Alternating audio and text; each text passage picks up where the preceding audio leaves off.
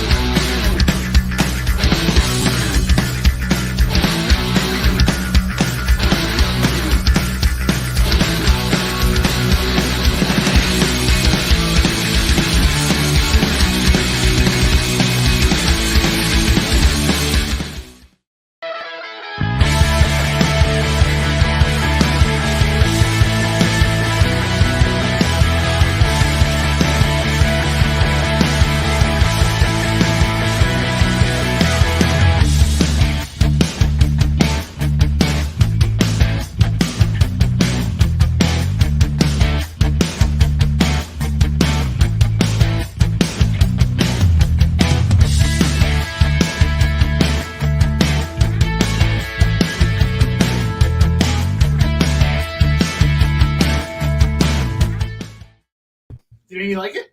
Hey, we are live. What's up, guys? May the 4th be with you there, Alec. Yeah, this is about the 4th time I thought we were live so far. I was 20 minutes and been like, are we on? So, and the man's done years and years of podcasts for food and everything else, and he still doesn't know when he's live on the air. So what's going on, my man? Happy Star Wars Day. We got Doctor Strange coming out on Friday. I'm very excited for that. Do you have tickets? Because Amy and John do. I don't. Friday. I got tickets for Thursday and Friday. And I stand corrected. John has tickets for tomorrow and Friday. I'm probably going to try and go tomorrow. Hopefully afternoon of some sort or whenever the earliest is. I mean, the reviews have been meh. Really? Yeah. The reviews have been that this is amazing. There's the only review. I'm telling you, no, that's not what I'm reading. I'm being totally honest with you. I have read people that have liked it, but I've also read some reviews that were not so sterling. Those are not valid reviews. So I'm just saying. I prefer not to believe valid that. review. It's all people's opinions. What's the difference? Jeff Wedding, Dwayne's a pain, Preston, John Spilios. What's going on, guys? I saw a bunch of people in here. I think Ron's in here. Marcus says 80% on Rotten Tomatoes. That's not what we thought, right? I mean, I was thinking the low 90s at minimum. I wasn't thinking anything low. I was assuming this was going to be one of the... Wow, IMDb's got a 7.8, Rotten Tomatoes down to 79. So what I like to trust is Google, like the Google people. That's at 82%. You know what I like to You know what I like to trust? What? The box office. Let's see how it does. My whole life has been, I think it's about money. And I think we'll see how it does on Monday. Well, Dwayne's a Pain's going tomorrow at 6. And where Rubenstein thinks Black Panther was the last great MCU movie. He's mistaken. Actually, John does not agree with you. No, he's not mistaken because I'm trying to think of what came out after Black Panther. Black Widow was okay, but not great. I enjoyed it. Eternals was yikes. Okay, yeah. You know what I mean? If we're all, I don't know if they count Morbius in the MCU. It's MCU adjacent. Also yikes. Obviously, I think it was a deliberate drop, but obviously Disney went on Twitter and changed a series ending to season ending on Moon Knight. Absolutely. I don't really think they know. I think that they dropped that to keep the buzz going until they have their summit and decide what they're really going to do. Well, for those people who saw the finale of Moon Knight, I was going to say, was this the finale? Well, the season finale. It was the last episode, series finale. We don't know. There was a little bit of a deal yesterday where, particularly on Twitter, the Moon Knight account, the Moon Knight show account said, check out the series finale. And Marvel Studios immediately bigfooted that announcement minutes later saying it's the season finale, not the series finale. If you watch the show, the finale today and the post-credit scene, there's absolutely room for season 2. I mean, I think that for Doctor Strange, I think the box office is going to be great, but yeah, just even with bad reviews, people are going to go see it. All right, and then when it hits streaming, people are going to watch it. I mean, there's no doubt about that. But whether or not, I think the reviews, depending on what the reviews are, could have an effect that going down the line. I mean, because they've whiffed a few times now. It's hip now to be contrary. Yeah, but they've whiffed a few times. Oh, I don't deny it. Eternals was not Black Widow. I think what happened was Black Widow was the best of the group. They reached a high point, and then they somewhat had a built-in pause, and then the pandemic came. So this is their first real movie post-pandemic out of the gate. And my guess is we'll probably be at about $250 million by the time we do the show on Monday. Maybe. You may be right. All right, so let's start with our first book, King Size Annual Doctor Strange, number 1. Let's see. Speaking of Doctor Strange. Speaking of Doctor Strange. Let's see. And I'm guessing we've got let me see. Yeah, we got a presumed grade of a 9.0, so it's in really, really good condition. Let's see. I think we saw this one the other day. We were looking at might have. Yeah, these are really. I'm surprised at how the condition of some of these. Now, I think Go Collect has got it at 55, and eBay's got it at 39. And we have the one available tonight for $15. Nice. So kind of a May the 4th Doctor Strange sort of theme show we have theme tonight? Show, celebration show, whatever you want to call it. So that's going to be our first book of the night.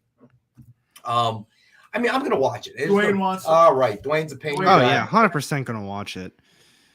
But speaking of watching it, I need to catch up on Moon Knight. So in your opinion, though, John, is it, was it good? Did you think it was just an all right ending? Just, overall. I think, and we've gotten into this before, the difference of watching weekly versus binging. I think the people who have not watched this and they binge watch it will have a much higher opinion of it than those of us that watch it week for week. Now, I only watched the first 2 episodes, so I guess I fall into that category. I would say forget guys like me getting up 3-4 o'clock in the morning. And I know people are like, yeah, you're the only one that does it. Trust me, I am not. Because I'm talking to a lot of people on Twitter in the middle of the night, generally from the West Coast, that are watching this thing along with me. Which makes it not quite the middle of the night the same as you. I'm just saying. No, but my point is I think people who did that will have a different viewing experience. And we've talked about this before, platform models, the whole 9 yards. Right. I think it changes your perception because today, when you watch all the episodes, it is a much better show than if you watch it and wait a week. If you wait a week, you're like, The last couple episodes in particular, 4 and 6, are, they're as good as anything else that's been on Disney Plus. Gracie, the cosplayer, hosted like a little unofficial Twitter chat today. And she thinks it's the best TV show Disney Plus has done. Let me say this. I'm probably going to go back and watch it all at once, again, because, there's always stuff you miss. Yeah. But, I still enjoyed the last episode. Overall, I give it a plus, not a minus or a neutral. But it was less than I had expected, I think. I think that's the best way I can describe it. So I'm just curious, what episode are you on? Have you seen 4 yet? I saw, without any spoilers, which one's in the hospital? That was the last one, right? Yeah. Okay, so I have not seen 6. A couple of them have taken place in the hospital. No, but the one where he's really, where we really see Oscar Isaac's. That was 5.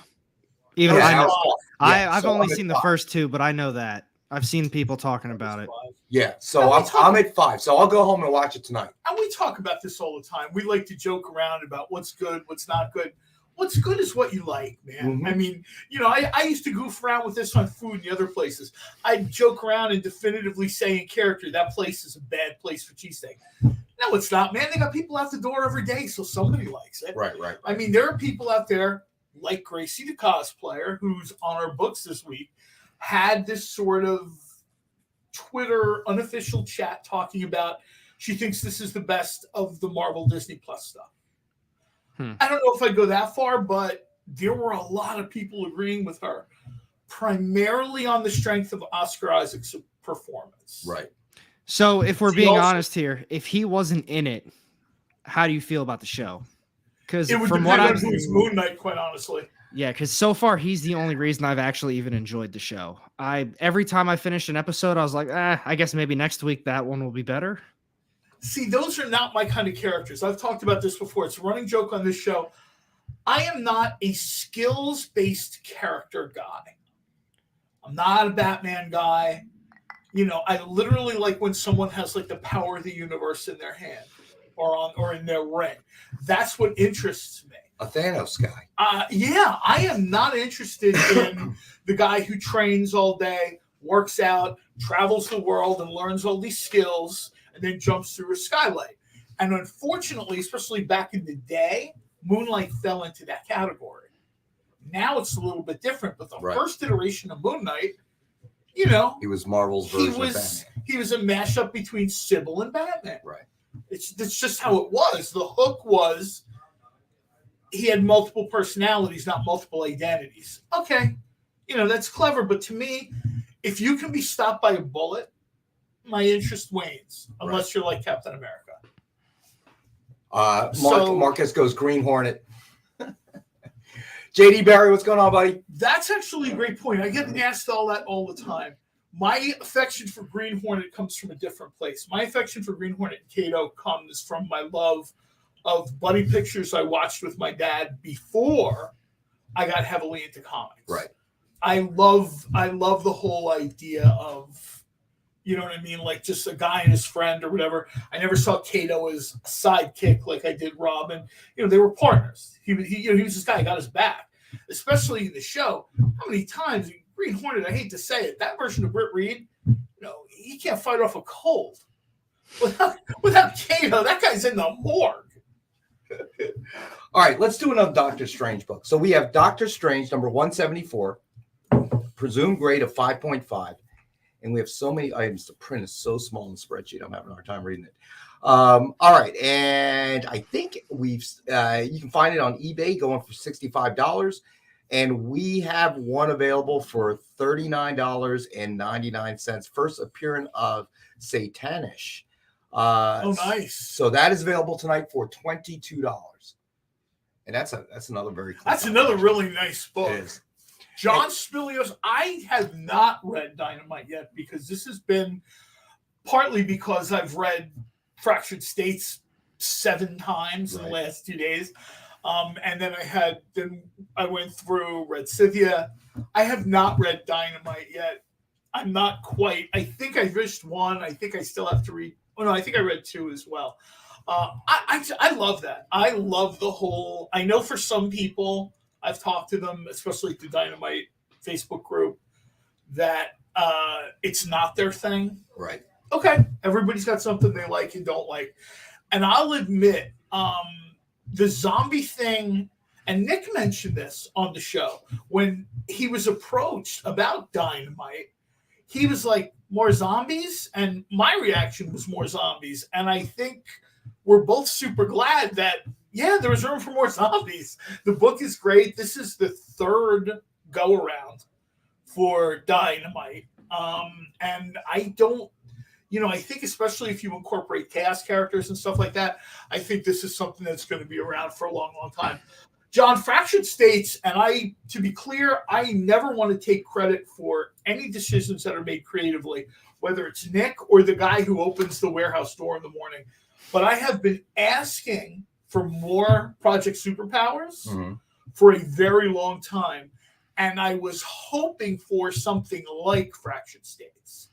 So to me, this is almost like a genie lamp wish.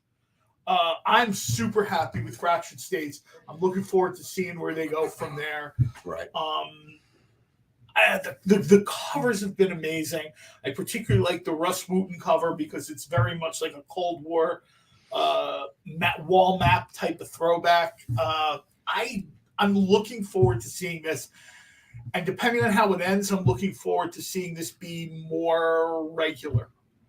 No spoilers, but it's kind of announced in previews. This is the future of Dynamite Comics. We've sort of seen all other realities, right? We've seen Vampyverse, Red Sonja, whatever. This is sort of a dive into the future. This takes place in 2052. And Fractured States is sort of a double entendre where the country has sort of fallen apart a bit, ecological disasters or whatever. The company's fallen apart a little bit. Plus, the characters themselves of Project Superpowers, they're not what they once were. In the past, they were, like America's heroes. And then in the more current Project Superpowers, they almost essentially become like a parallel government. Right. All right. So let's go to a Star Wars book since it is May 4th, obviously. So let's do Star Wars Shattered Empire #1, presumed grade of 9.0. And we have one available tonight for $10. Now, I actually did read the Obi-Wan issue that came out today. I figured, Star Wars, little May the 4th action. I read it, and it was actually really good, I think. Well, has anybody seen the trailer for Obi-Wan? Yeah, I didn't watch if that. you leave, if you hit the timeline, like today I watched Rebel 1. Right. I watched New Hope, and I watched Empire. I think Wow, somewhere between. Dude, you're busy. Yeah, I was gonna say all in one day. It's May 4th. I don't get what people are doing. You're working, John. You can work tomorrow on Cinco. Oh no, tomorrow's Cinco de Mayo. Can't do that, dude. No. And then there's the is. recovery day. Come back next week. See? Spoiler: Obi-Wan dies. Nice, Joel. No, Joel. No. I think somewhere between. It's either between Rebel 1 and New Hope or New Hope and Empire. It just goes to the Obi-Wan. Because I just put it on and leave the room, and it's just on. And I think at some point it just came on. I like the trailer. I'm excited. What is it? May 27th is supposed to drop. So it should be. I'm looking forward to it. Lots of lightsaber action, which is always good. They're filling in. They went to the past, they went to the future, and now they're filling in all the spots in the middle. This is exactly what you should. I have to say this. Although I never thought. That's a great point. Who's doing the show? Is it Kyle or GD or I don't know actually. Whoever's doing the show, that's been pointed out a few times on social media. Like what happens in the 3 years between New Hope and because man, I gotta tell you, that's a rough transition for Obi-Wan. Sometimes the Force takes a lot out of you. Eek. So I never thought I would hear myself say these words, but when the middle trilogy came out, I really just, I was critical on so many levels, and certainly Hayden Christensen. I can't believe I'm saying this so many years later, but I'm looking forward to seeing Hayden Christensen as Darth Vader again. I have more of a sense of nostalgia than. Wait, is he? Yes. Yeah, That's I cool. saw a comment that he made where he knows he was not the overwhelming favorite in those movies. He knows it, and it's bothered him. And he's very much looking forward to taking another. Bothered him right out of the industry. Well, let's be honest. I mean, he was like George Lucas's pool boy or something. He wasn't like a career thespian or whatever, a practitioner of the arts. Well, he's the anti-Oscar Isaac, that's for sure. You know what? I'm not going to say you're wrong, but comparing it to anyone to Oscar Isaac's tough. That's big. I agree with that. That's a big swing, I agree with that. I agree with that. That's almost like saying, well, they're not Al Williamson. No. Well, maybe George Lucas should have picked the other pool boy. I don't know. I'm always wondering who's the pool boy who didn't get the job.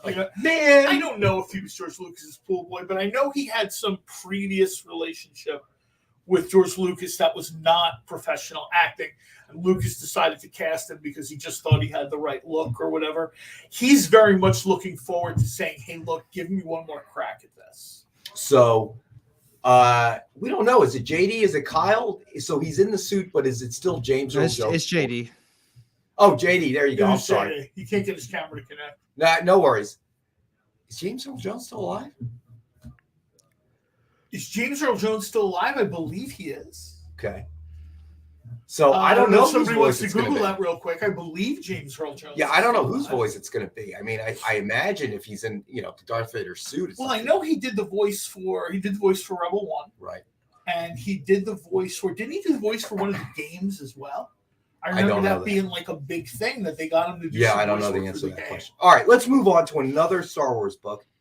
All right, this one's kind of 91. Thank you. Wow. Holy moly, 91.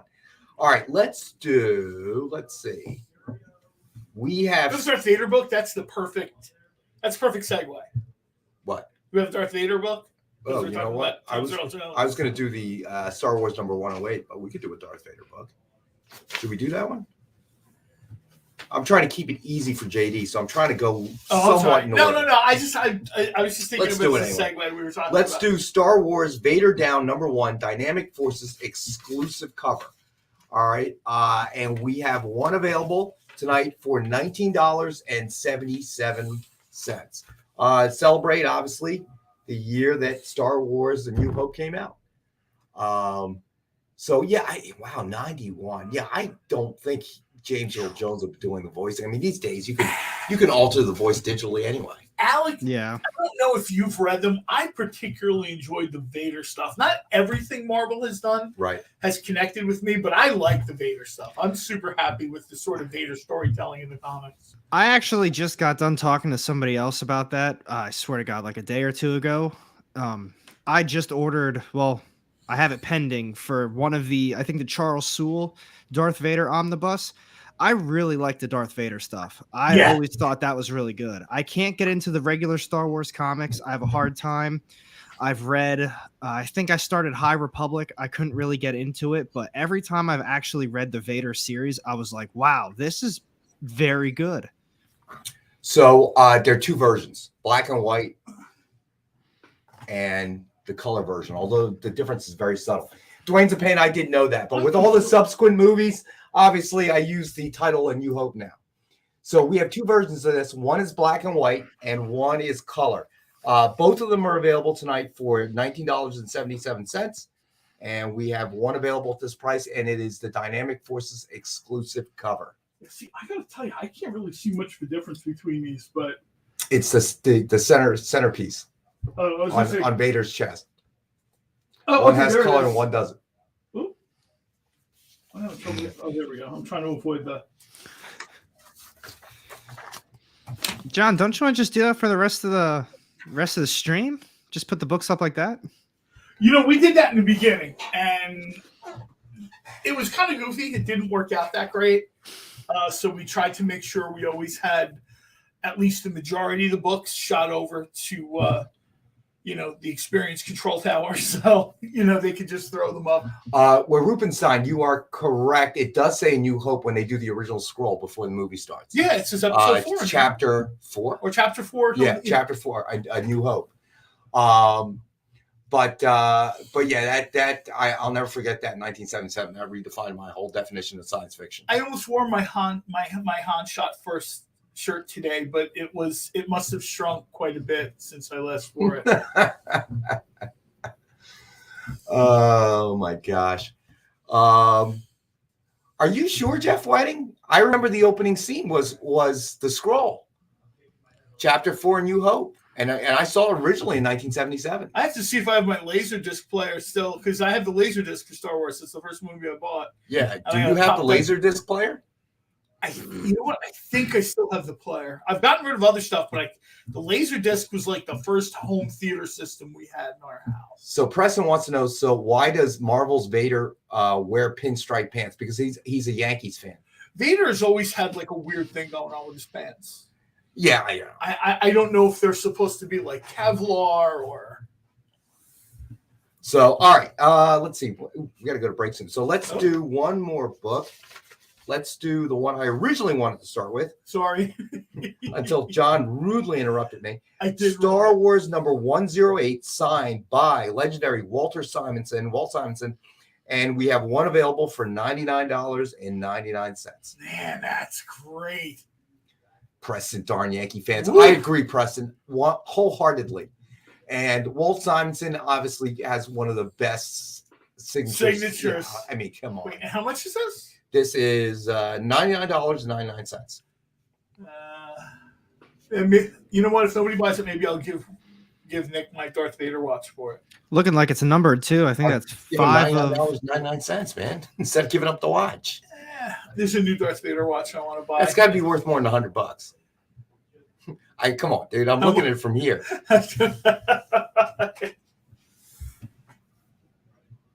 when I got this one, it was really nice. Unfortunately, they came up with one that I particularly All right, so liked. Jay Burns is saying it wasn't until the film's theatrical re-release in 1981 that it received episode 4 marking and subtitle A New Hope.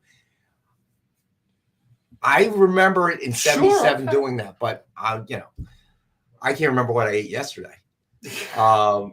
So Josh Wendt, you're right about that. You're right. Buddy. That's not hard. Actually, if you look, his signature was printed on the cover right below where he's actually. I think that's very cool. So he has one of the best looking signatures. There's a few creators that Alex Ross is another. Alex Ross is one of my favorites.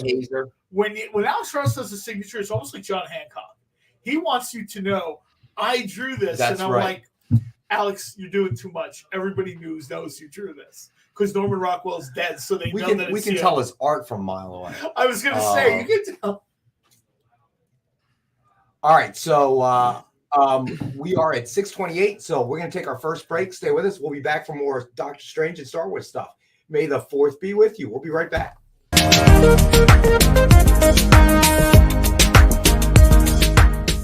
Thanks for tuning into The Experience. Help us out and hit subscribe over on YouTube and click the bell when you do.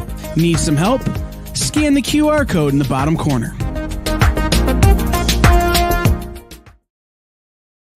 Comic Collectables is a pretty straightforward show. You got Rex here, he sells the comics, and you got Rockin' Robbie, he knows about the comics. And finally, John, well, no one really knows what John does. I mean, don't get me wrong, he's a great guy, but he just keeps showing up.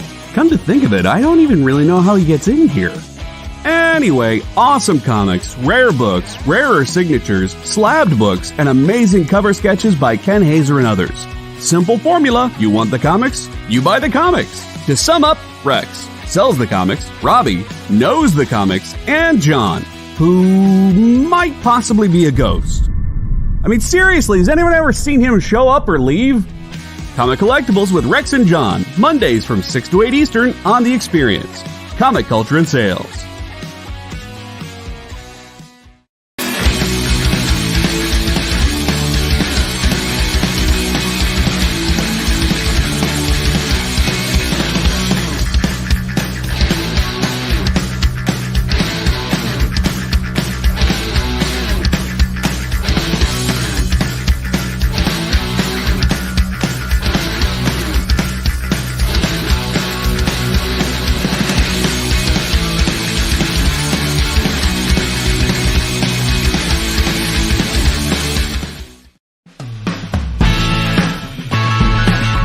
Join the party. Head over to our link tree to find all the links for everywhere The Experience is all the time.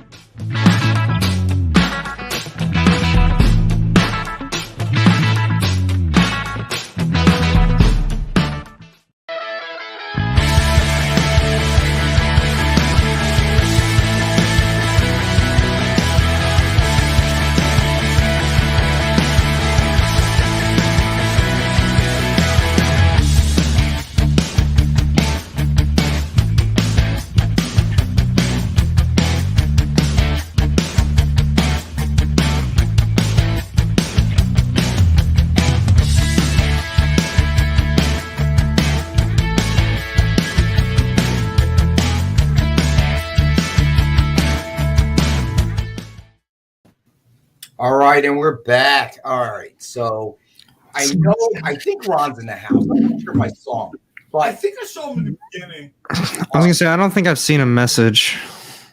All right. Well, what we're gonna do is we're gonna do a let's see, right off the bat, let's do a cover sketch. Real quick, talking about Moon Knight. Yeah. I'm just reading this straight from Twitter.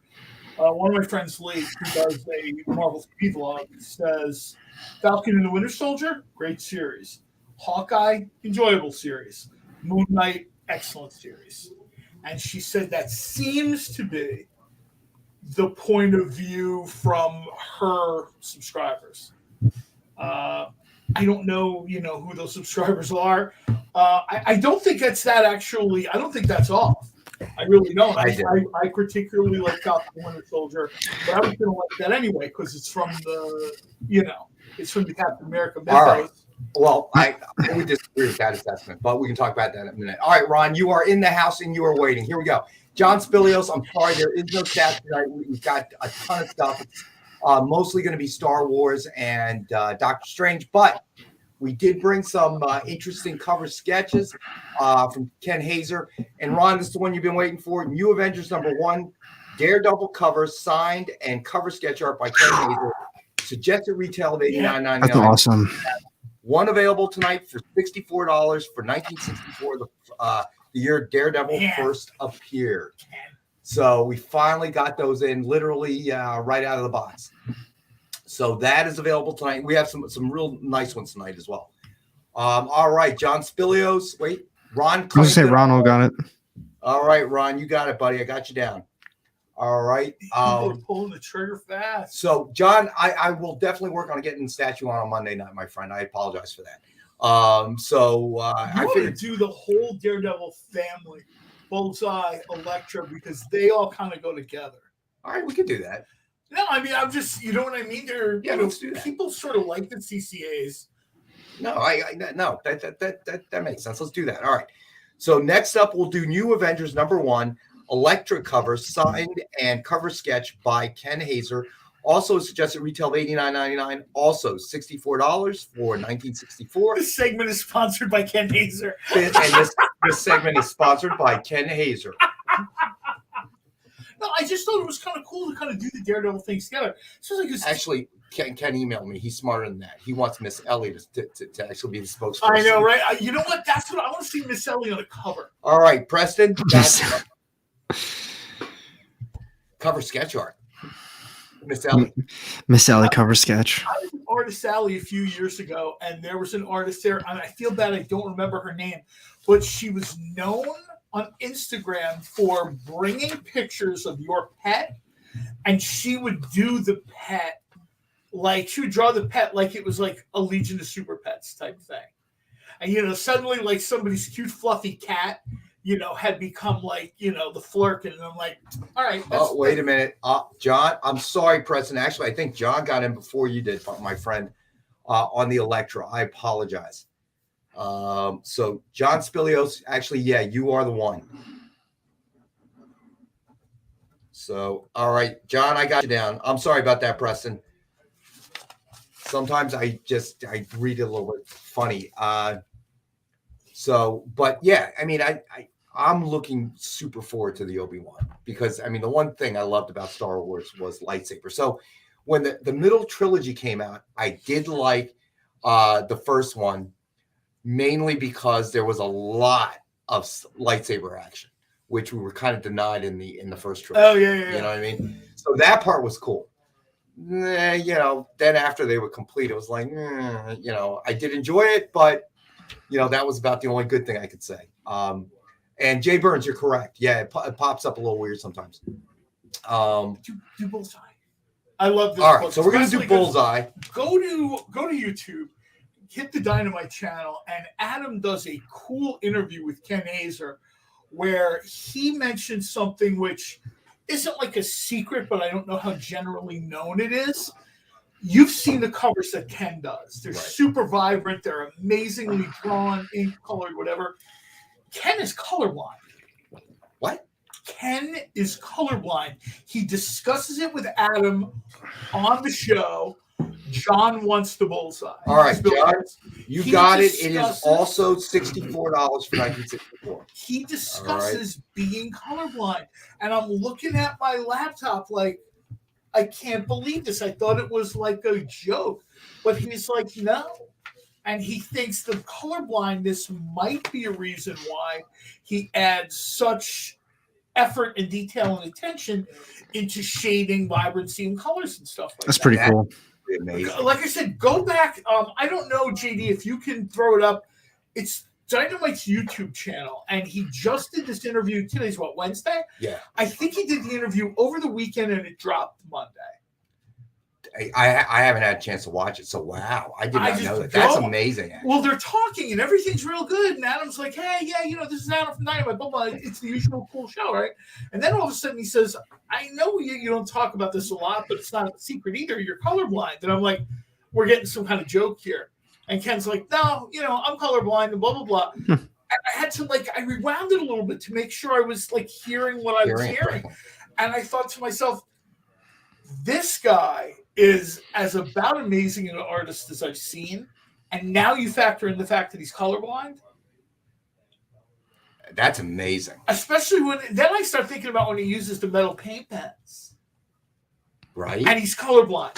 So I got to tell you right now, Ken, we're going to start raising the price on Ken's stuff because I think we're letting it go too cheap. Well, I'm thinking that actually the color blindness might actually help him, when he's using paint pens because he's looking at shade as opposed to the color. He said that. He said he didn't want to do the whole thing, but he talked about all the ways it helps him, He's like, obviously I love the markers. It was kind of a joke because I love the markers where it says what color it is on the marker.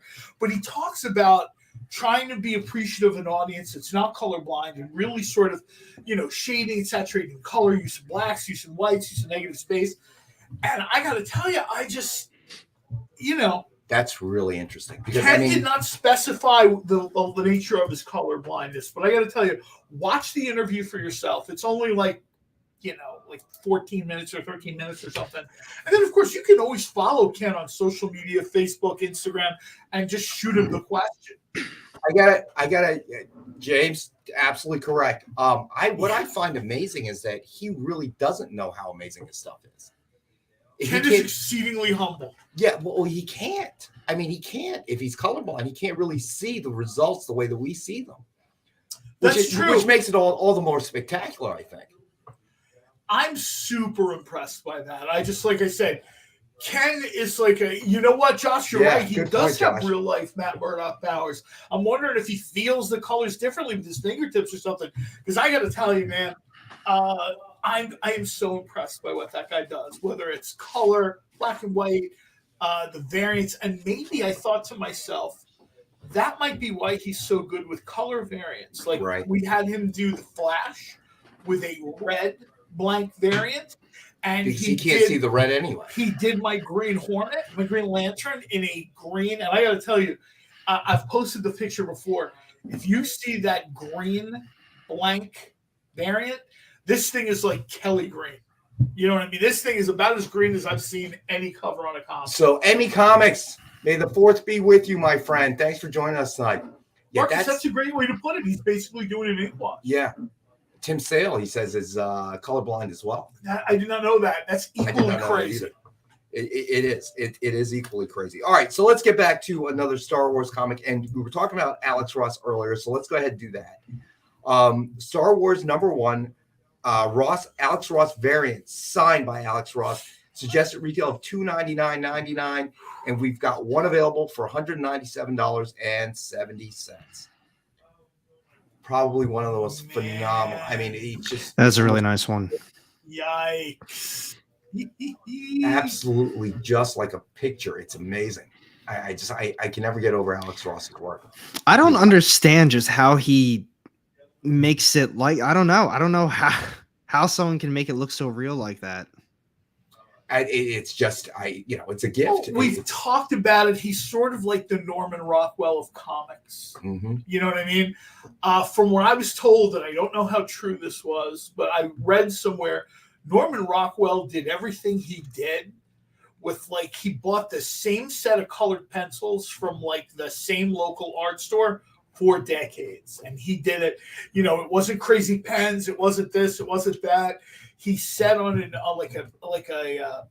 was it PBS or NPR interview way back in the day, he goes and he gets a 12 pack of colored pencils, and that's how he created pretty much everything he did. I mean, of course, he painted them later, but essentially that's how his art starts, with a box of colored pencils, and then he paints it later.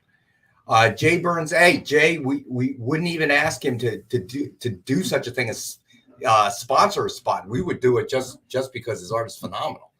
Do a Ken Hazer hour or something in one of our shows. We talked a little bit about that before. I think that's, you know what I mean? I actually mentioned that to Ken one day on Instagram. I was like, we'd love to do a Ken show. And he's like, I'm totally down for that. Yeah. That would be super cool. That's probably something that Nick has got to set up with, Kyle or Rex or somebody with experience or, whatever. Not you. JD, I'm sorry. Thank you, John. They just shove us in here to pitch the books. Thank you, John, as always, for your undying support. All right. So you know what? Let's do a Star Wars CCA. So we have Chewbacca #1, Lando cover, signed and with a cover sketch by Brian Kong. Suggested retail of $89.99, and we have one available for $40 for May 4th. John, we'll do that next. What John wants. Oh, yeah, we can get Submariner next, John. I'm surprised. I think we really have to double check with Nick and make sure he wants to sell something with Submariner on it. Because, I mean, that guy is legit the biggest Submariner fan I know, like by a mile. All right. So this one done by Brian Kong, Lando. It was nice to see a young Lando. I thought it was very cool to see a young Lando, and I think they got like the perfect actor to do it. I agree. You know what I mean? When I heard I knew they would have to recast Lando but I was you're always a little bit concerned, right? Like a seminal character in the story. You know, I would love to see more. If they do a solo young Lando movie, I'm down. Here's my $20. Just let me know when to show up. Here's the funny thing. So Oscar Isaac was in Apocalypse, right? He was Apocalypse in the X-Men. Yes. I did not know that. I didn't know that until recently. Yeah, because he had all that heavy makeup on. Yeah. So then he was in obviously the final 3 trilogies of Star Wars, and he was good Apocalypse, but Star Wars, I don't think they ever really scratched the surface. I never realized what a great actor he was. You know, the movie. Let's put it this way: I am not the biggest Apocalypse fan. I do not think there's anything scary about like Boo Berry on steroids. I don't care what his powers are. I don't care what story you make up, this and that, whatever. He's fundamentally a weak character. So everybody has to play down to make him look better. It's like pro wrestling. When you have the other guy in the ring and he's terrible, you have to go at 20% because that's all he can do. I don't care how, like, oh man, I love Apocalypse. Stop it. Don't love that. That's, characters like that are go back and look at something cool from that time era, like Omega Red, and then we'll talk about X-Men villains from the past. JD, the guy who played Han Solo in the Solo movie, and I cannot remember his name. I'll be the first to admit he was not. That was not a good cast. He was not. He was not. Yeah, but cast. I don't know who follows up Harrison Ford and doesn't look that way. I've asked people this. Okay, you don't like this actor, you get no argument from me. Who do you want to throw in that part that's going to take the handoff from Harrison Ford? I don't know. I mean, they did it with Obi-Wan. They did do it with Obi-Wan. Okay. A room full of people got together and found Ewan McGregor. Fair enough. Great job. I would ask the fans, who exactly do you see that's going to be young enough, because he's supposed to be Han in his 20s, right? What actor in their 20s is going to work as Solo? I don't disagree. It's not going to be an easy role to cast. I think that guy just sort of, I don't want to say he fell on the grenade, but I think he went into this thing knowing there was going to be a zillion comments like, who? Right. Or milquetoast or all these other things. Now, as for his performance, Will Wheaton. No, Will Wheaton. That's a good one, Preston. I think the guy tried maybe too hard, right, to do a Harrison Ford impersonation, or I should say a Han Solo impersonation. Right. It might have been better if he just looked at the material and did the best job he could, free of, like Henry Cavill talked about this. He thinks the problem people have with Superman is everyone's trying to be Christopher Reeve, and that's just not going to happen. For too many of us, you close your eyes, and I'll tell you who agrees with me on this. He said it in an interview on Facebook, is Alex Ross. You close your eyes, and Christopher Reeve is Superman. Yeah. That's the starting point for that character. Where Rubenstein says the 22 Jump Street guy, the movie or the series? You mean the movie? You mean because the series was Johnny Depp. No. So I know you don't mean Johnny Depp. Wait, he was in the series? Yeah, 22 Jump Street. That's how he got his start, bro. Yeah, that's how he got his start. It was Richard Grieco. It was Johnny Depp. This is where you kind of show your age, bro. This is why on Monday we're like, he can't do a 3-hour show because he can't stay up that late. Oh, you are right, though. It definitely is Johnny Depp. I Chris had no Pratt, idea. Maybe? That one's interesting. See, the problem I have with that is he's already Star-Lord. Okay, Marcus 22, the movie. I know who you're talking about. What's his name? No, I don't think he means Dave Franco. I think he means the other guy. Yeah, no, not Dave And I Franco. can't What's his think of his face? name. You're not thinking of Zac Efron, are you? Is that him? No. Oh, Zac Efron, Channing Tatum. That's Yes, right. Channing You Tatum. know what? Very Zac good. Efron might not have been a bad swing. That He's actually. too short. Oh wait, no, What? I'm thinking of the wrong movie. He's not in that movie. No, but he's too short anyway. How tall is Zac Efron? Pretty short. I know that. I'm looking it up. It's like Tom Cruise playing Jack Reacher. It's just not right. Oh, come Doesn't on. work. Don't you say he's too short. He's 5'8". I'm 5'8". Come on now. I'm 5'9", dude. So it's too short, man. Han's a tall guy. How tall is Harrison Ford? Turns out, it'll turn out he's 5'9" or something. No, I know he's pretty big. He is 5'6". No, he isn't. He's Harrison- 5'6". You think it's a Tom Cruise now? No, I think I read somewhere he's 6'2". Yeah, He's that 6. sounds It says about he's 6'1". Okay, He there you was go. plus he was sort of a. You're right, Josh. Channing Tatum is too old That's to probably be true. young. Yeah, Han that's probably Solo. true. But yeah, back in the day, if you look at pictures of Harrison Ford, like in his 20s, he's like a pretty big kind of, the guy was a carpenter, worked for, I think too many. Plus the problem is here, I don't want Han Solo to look like he just came out of the gym in 3 hours with the trainer and a dehydration routine. He's not supposed to look that way. Han Solo is supposed to be a little bit like a scruffy nerf herder. So Preston says height discrimination. Preston, it's not height discrimination. I'm 5'9". If I'm taller than you, you're short because I consider myself short. So if I'm taller than you, by process of elimination, that makes you short. Damn, then I'm short. Sorry, Alex. Harry Styles. No. I cannot. I'm leaving the show. I can't do that. JD, Pull the that plug. turns Good my night, stomach. everybody. No more Yeah, we're done. comics We're for done. you. We can't. No, Harry All right. Styles. Who's Please. Harry? See, I don't even know who this is. What? Okay, that's part of your generation. Wait, Now you that got to is stop, part of your dude. generation. Have you been living under a rock? An English singer-songwriter? Yeah, they seem to You put don't him in know who Harry everything. Styles is. They put him in No. everything. It's a little bit annoying. This is amazing. He doesn't know who Harry Styles is. Andrew Lincoln, One Direction. I think, Thank you, JD. is too old to be young Han Solo. Hmm. I love Andrew Lincoln. Let me be clear. I just think he might be too old to be young Han Solo. You need a guy that looks like he's in his 20s. And if the actor who played Han in the Solo movie, at least he was age appropriate. Grant Gustin, The Flash. Oh my God. We're going to have to go to a break. When I return with Amy, we will be talking about Grant Gustin. That's funny. I still remember when we did our stream, we were talking about how Ezra Miller's like, yeah, you can't stay out of trouble. Dude literally got arrested during our stream.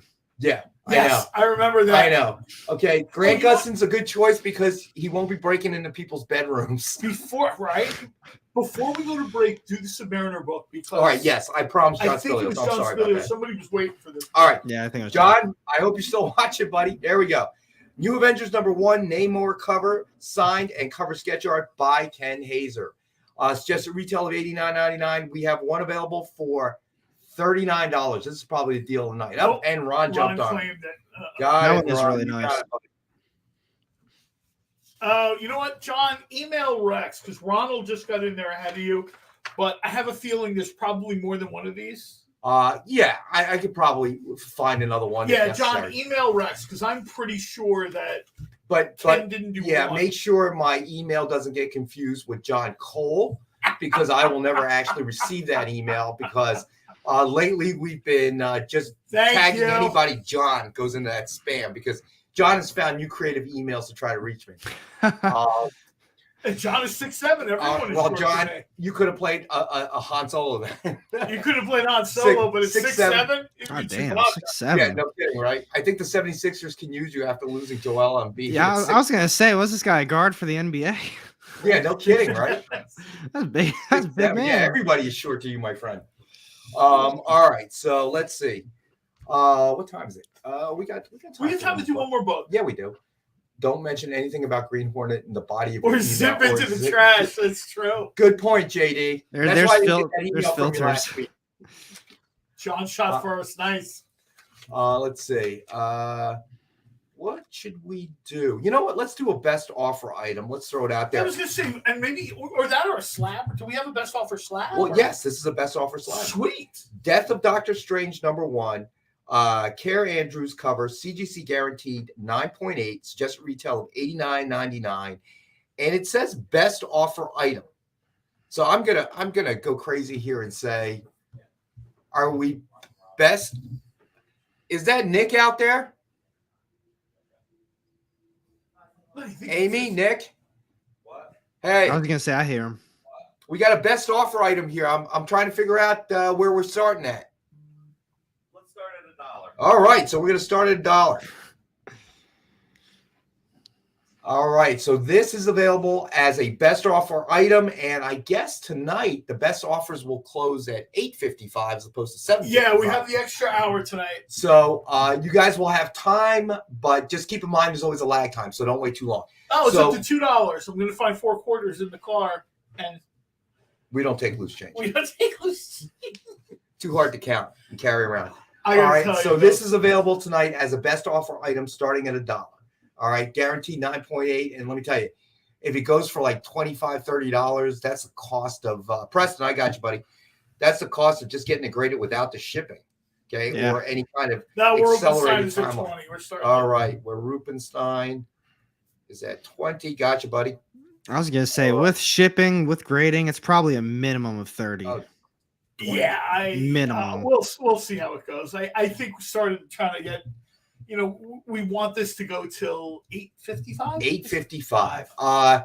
Jeff, unfortunately, where Rupenstein's at 20, so you guys are gonna have to come up on See, that. I one. love when people do that though. He bid 1963. All right, so Preston's at 25. All right, so that puts Preston in the lead now. And obviously, you guys can keep putting your claims in on this book right up until 8:55. So we got a couple of hours to go. The value of this book goes up as soon as the movie crosses the $250 million mark. Listen, I want it to be good. Okay, I have heard reviews saying it's leaning towards horror kind of film sort of thing. So that should be interesting a little bit, I think. Because the first movie was certainly not. Ronald's at 30. All right, Ron, got you, buddy. So Ron is at 30. So I'm interested to see how this would work.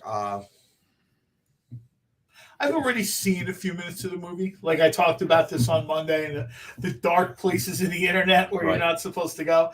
I've seen like 6 minutes of this movie.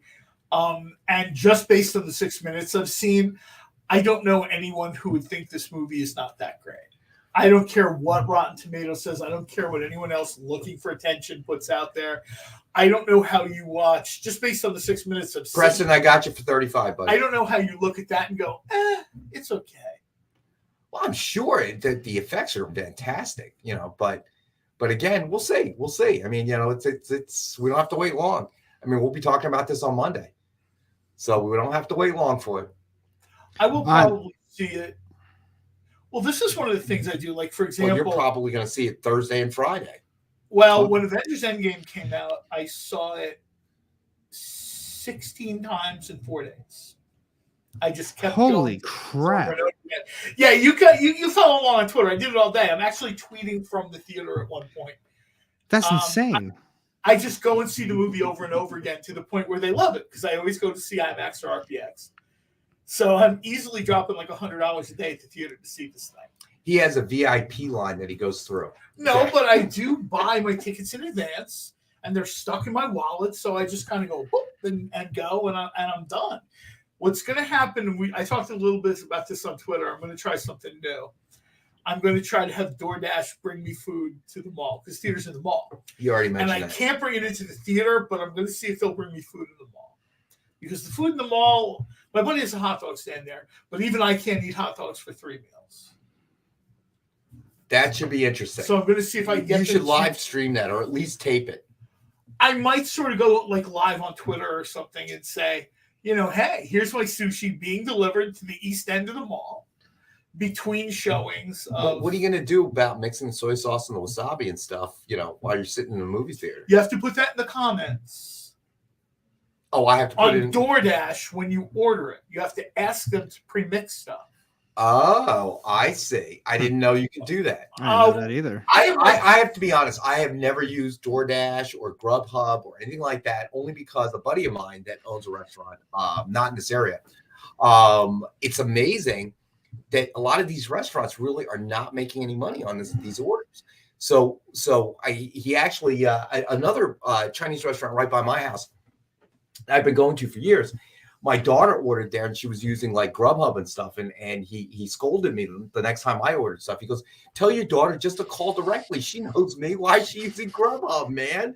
I'm like, I'm sorry. I didn't realize there are a lot of people saying just call the restaurant. Dwayne. That's what I do. You have to like the film enough. And I guess if the movie was Morbius, I would probably return the tickets. Anybody that uses Fandango knows you can kind of return the tickets. You lose a few bucks or whatever. I'm pretty sure I will like this movie enough to see it. I'll see it tomorrow 3 times. I'll see it 3 times on Friday. I'm not quite sure about Sunday yet. Wow, 3 times. John, I saw your post, so I'm trying to see. I am sorry, John. Ron actually jumped in right before you. Yeah, but then I told him to email you. We haven't been through this because I'm pretty sure there's more than one, John. So we'll sort of. Yeah, just email me, John. We'll figure something out. I know Jen King. Time's coming. Nick for a little later in the show, Jen. I think we're 3 hours tonight, so. All right, so it is time for our second break. He's still putting on his Stormtrooper armor. So we got to go to our second break tonight. So stay with us. We'll be back in a couple minutes.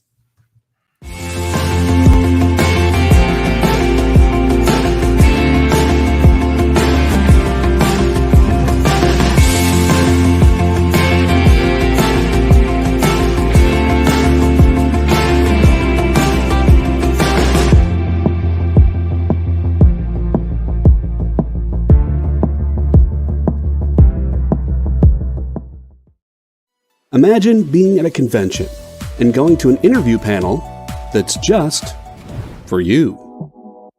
No bustling crowds, no hours-long lines, just you, the moderator, and your favorite comic book creators. Well, this is pretty much that.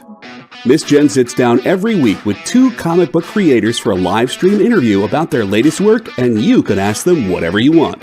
It's Talking Shop, Mondays at 5 Eastern on The Experience, Comic Culture and Sales.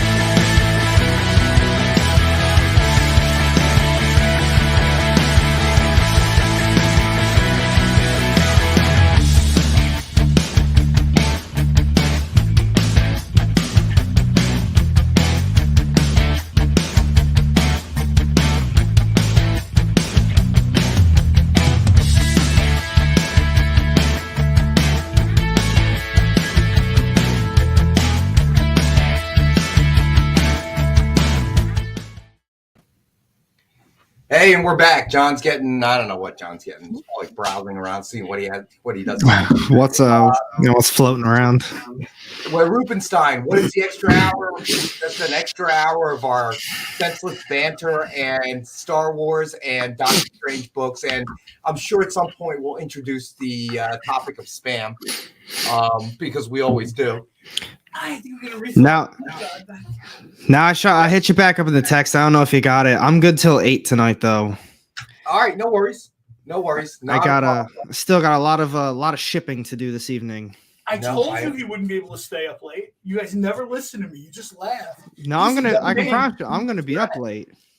He's a young man running his own business. He doesn't have time for nonsense. Thank you, Jay Burns. I appreciate that.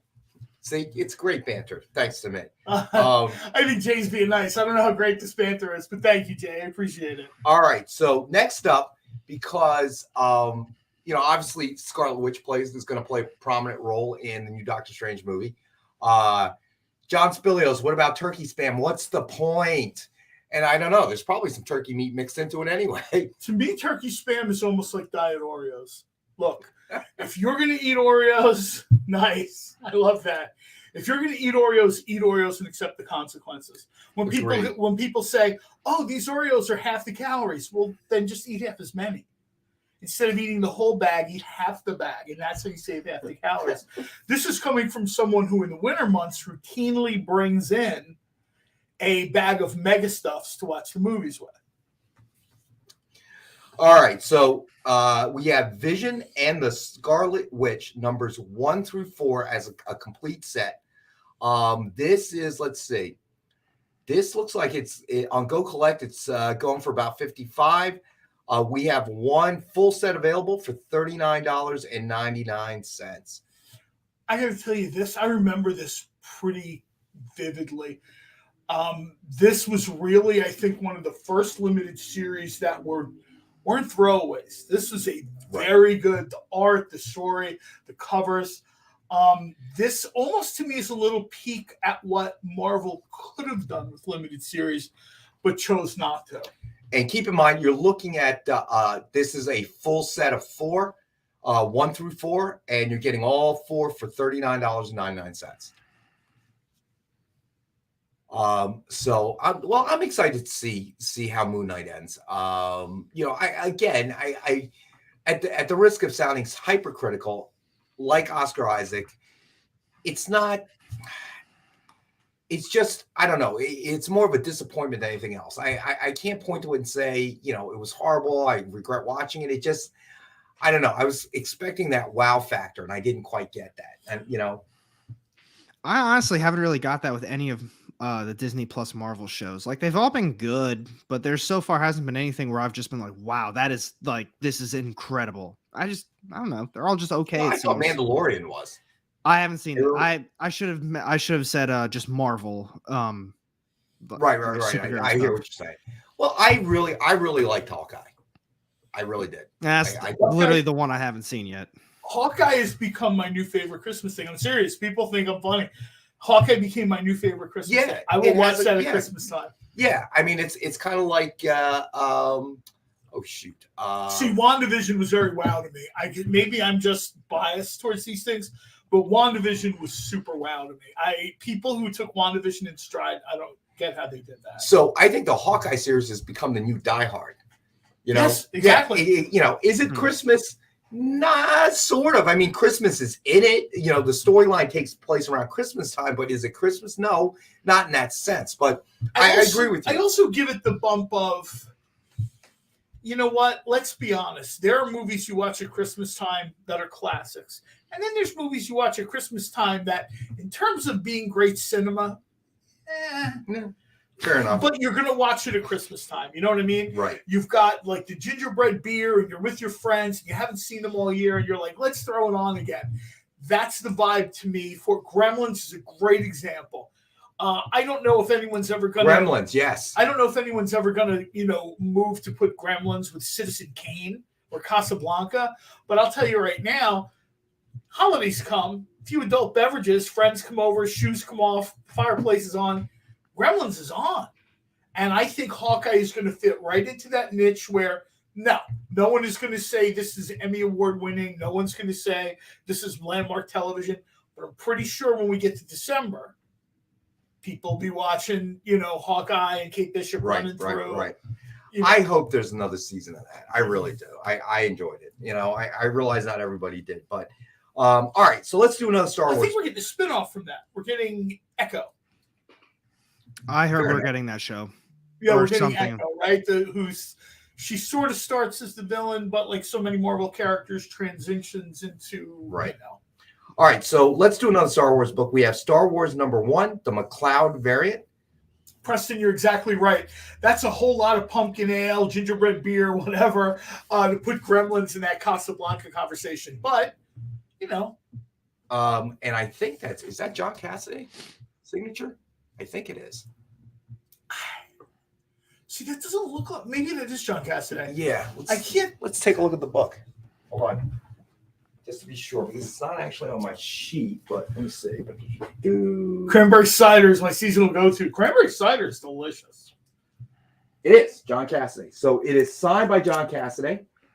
Suggested retail of, let me see. Ron had a question about the book. Maybe the book right before this? Because Ron said, where are the prices for the books that were just showing? All right, hold on. I will go back to that.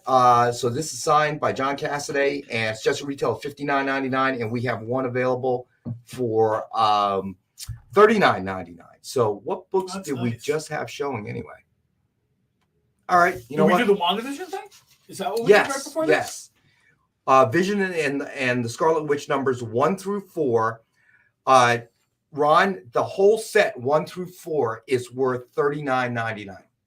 Okay, or the price is $39.99 for all 4. Yes, okay, yes, this is the one you were talking about. Yeah. I think, Ron. Okay, so this is 1 through 4 limited series, and all 4 books are available tonight for $39.99. We have one set available. Nick mentioned this, like Bill Mantlo, and if you scroll back a little bit, you can see he was mentioning Rick Leonardi. These were guys that were doing like yeoman work back then. These are some of the names that I don't want to say get lost to history, but you know, these are some of the guys that were, you know, like that second generation of Marvel creators. Right. These were people that did a huge amount of work.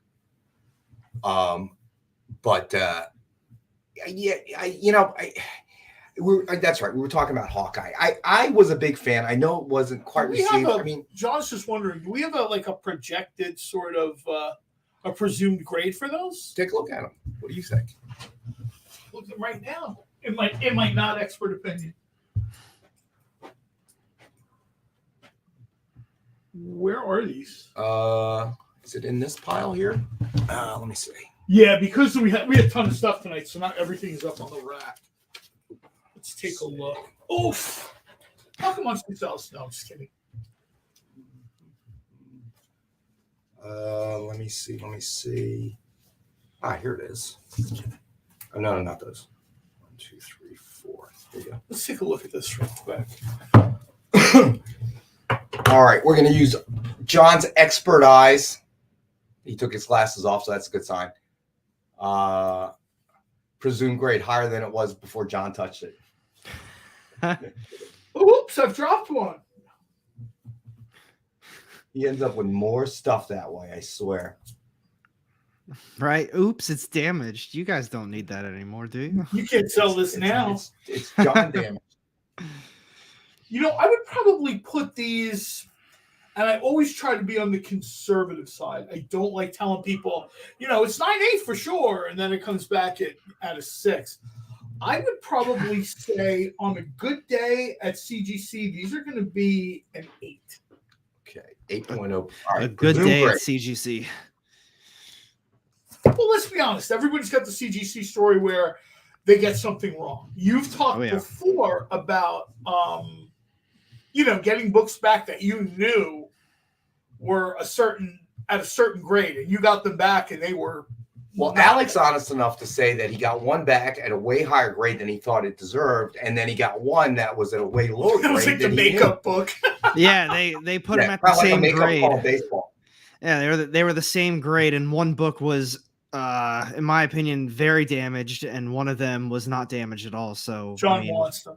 What was? All right, you got it, John. I got you, buddy. Hold on, let me write you in here.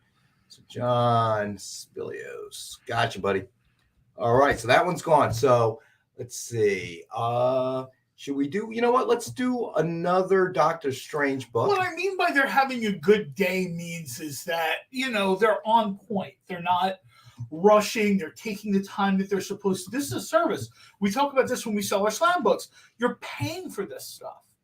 And while I have every confidence that they're doing their best, everybody that I know that's collected comics for decades has the same story. Right.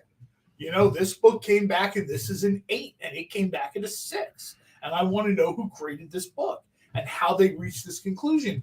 And you don't really have that regrade type of mechanism, or you got to pay for it again. Or Right.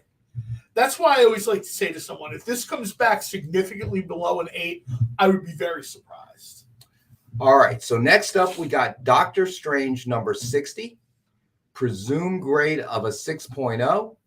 I think you can find it on eBay for around $25, and we have one available tonight for $12. Yeah, to the surprise of no one, the movie comes out tomorrow. The hype is at an all-time high. These books are selling for, the closer we get to the movie, the higher the price is. Right. Book last week, that's $20, is now $30, right? So we're trying to get these books closer to the not movie premiere price than the movie premiere price. Just from the sheer kind of buzz that Marvel knows how to generate. I mean, the changing of the single word. I mean, you got to give Marvel credit. Created so much buzz, just from changing it to series finale to season finale without ever explaining it, creates that buzz. All Dwayne right, wants it. all right. Dwayne's a pain. You got it, buddy. Wait, is it? Hold on a second. Wait. What? Oh, Ron is bidding 40 on the Death of Doctor Strange. That's a different book. Let me see which one. Oh, that was That's Death of, and Dwayne, you claim that was okay. So Ron is at 40 on that. Okay, gotcha, Ron. That was the slab one, and Preston is at 45 now. Okay, gotcha. All right, hold on, and then let's go back to Dwayne. You are claiming Doctor Strange number 60. All right. Presumed grade of a 6.0 for $12. Dwayne's a pain. Gotcha, buddy. All right, I think I'm all caught up. All right, there we go. Today was a huge day. Today was Comic Book Day. We had a ton of stuff come out. Very cool stuff came out. Yeah, we got to talk about that before Alex got we'll checked get out. to everything, but yeah, I mean, today was a day where Dynamite came out. Red Scythic right. came out number 1. Unfortunately, Dynamite was the one thing I didn't get to. No. Doesn't that syllable have to be louder? Dynamite. There, thank you. It doesn't have to be that way. Red Scythic came out, and I just think that new corner of Red Sonja's universe, where she's older, she's responsible for the raising of a child. I just think there's been a ton of traction there. Just when you think they've told every kind of Red Sonja story they can tell, this comes out, and then this spins into, Red Scythic, which just, I love the fact that she's her own person, but essentially raised by Red Sonja. So, keep in mind who Red Sonja is and what it's like when she raises you. Not a librarian. So Preston asked, how was Red Scythic? I thought that was a good first issue. There have been times before where certain books have a first issue came out that were a little bit on the slow side. Most recently was Draculina. And I was talking about that, I think, with John Spilios. The first issue of Nyx came out, and that came out like a house fire. Ball of fire. It was great. Draculina came out, and while it was good, it was, you have to kind of hook people. I don't mean this in a negative way at all. Let me be clear. But there's a lot of Alexes out there. I'm looking to be impressed. I've seen everything. I'm a retailer. I've been collecting for years. I got a zillion comics at home. Make me want to come back for issue 2. Right. And I think, and we've talked about this on this show with Alex, a lot of times they don't get there, whether it's TV or comics. They don't get this. They don't close the sale. The whole point of issue 1 is to make you buy issue 2. And if you read issue 1 and you're like, well, it's good, but I can take Miss Ellie to the park. Am I really going to buy, issue 2? Chances are no, because he's already moved on to something else, right? There's always new content. I think Red Scythic, if you've read sort of like the current incarnation of Red Sonja, Red Scythic is right in that storytelling vein, which is perfect. No, you know what? You don't have to pick up Sacred Six to understand Draculina. The one thing they do in issue 1 is a nice story of sort of recapping, I guess we'll use the term, of who she is, where she comes from. They sort of try to expand on her story a little bit. Secret Six is very cool. I'm sure there's a collection for it now or something. Maybe your local comic book shop still has it somewhere. Secret Six was neat, and just like Vampyverse, Sonyaversal, seeing these different versions of iconic characters, it really sort of expands everything outward. Right. You know what I mean? We have Samurai Sonya coming up, and I'm super excited for that. All right. It's a Sengoku time period, and there's a Samurai Sonya. So I lied. We had, this is probably going to be the bargain of the night. We have Avengers number 234, presumed grade of an 8.0, and it's on sale for $5. We have one. And Josh, you're right. Christopher Priest is like, I'm trying to think of like a food analogy. He's like a chocolate mousse. He's not like a chocolate bar. Christopher Priest, you have to take time to appreciate what he does. He's not, to use a pro wrestling term, he's not cheap heat. He's not just, let me get something out there that people buy and then, move on to the next thing. Christopher Priest is work that you kind of take your time and, savor a little bit. So this is definitely the bargain of the night. $5 for Avengers number 234. Are you sure that's $5? You didn't. That's $5 there. You said it, so it's $5 now. But I don't know what to tell you, Preston. You got it, buddy. Tomorrow, it's $5 now. Tomorrow, when Nick says, "Wait, how much did you sell that for?" That's tomorrow. I'll worry about tomorrow. I'll be out tomorrow. I'll be at the movies all day. Yes, you will be. I will be at the movies all day. Watching. Dwayne, I'm sorry, Preston claimed it already, buddy. Yeah, you'll be watching Doctor Strange 3 times tomorrow. And how many times on Friday? 3 times. What is the magical That's number? insane. So it's a 2-hour movie, or is it a 2.5-hour movie? Well, I've been doing this for almost 10 years. This started with, I guess, Iron Man 2, where I just went to the movies. When Iron Man 2 came out, I was sick. And I was sick for about 2-ish months, like an extended. And your wife doesn't go with you, I assume. No, my wife has. I don't know if my wife has seen a movie with me in the 21st century. She is very much like a go do your own thing. You embarrass me in the theater. And with good reason. I've got to know, what are you doing in the theaters that you would embarrass her? Anything. I react appropriately to the movie. Clearly not. When the hammer lands in Captain America's hand, I've enjoyed this movie. There is not like oh, that's neat. There is a full-throated, I knew it! Oh, your wife must be a saint, I swear. No, she's not, but her parents love me, so she's kind of screwed. Like, if she even talks about divorce, she gets the face from her mother. I don't know how he puts up with you, so maybe you ought to think twice. And so I sit there and I go, maybe she needs to go to a movie with you. I would be happy to take my mother-in-law to a movie. She's a delightful woman. Comes home and tells your wife, you were right, honey. I got tickets to the Nutcracker in Philadelphia a few years ago, and my wife didn't want to go. She's like, I hate that stuff. I'm like, who hates the Nutcracker?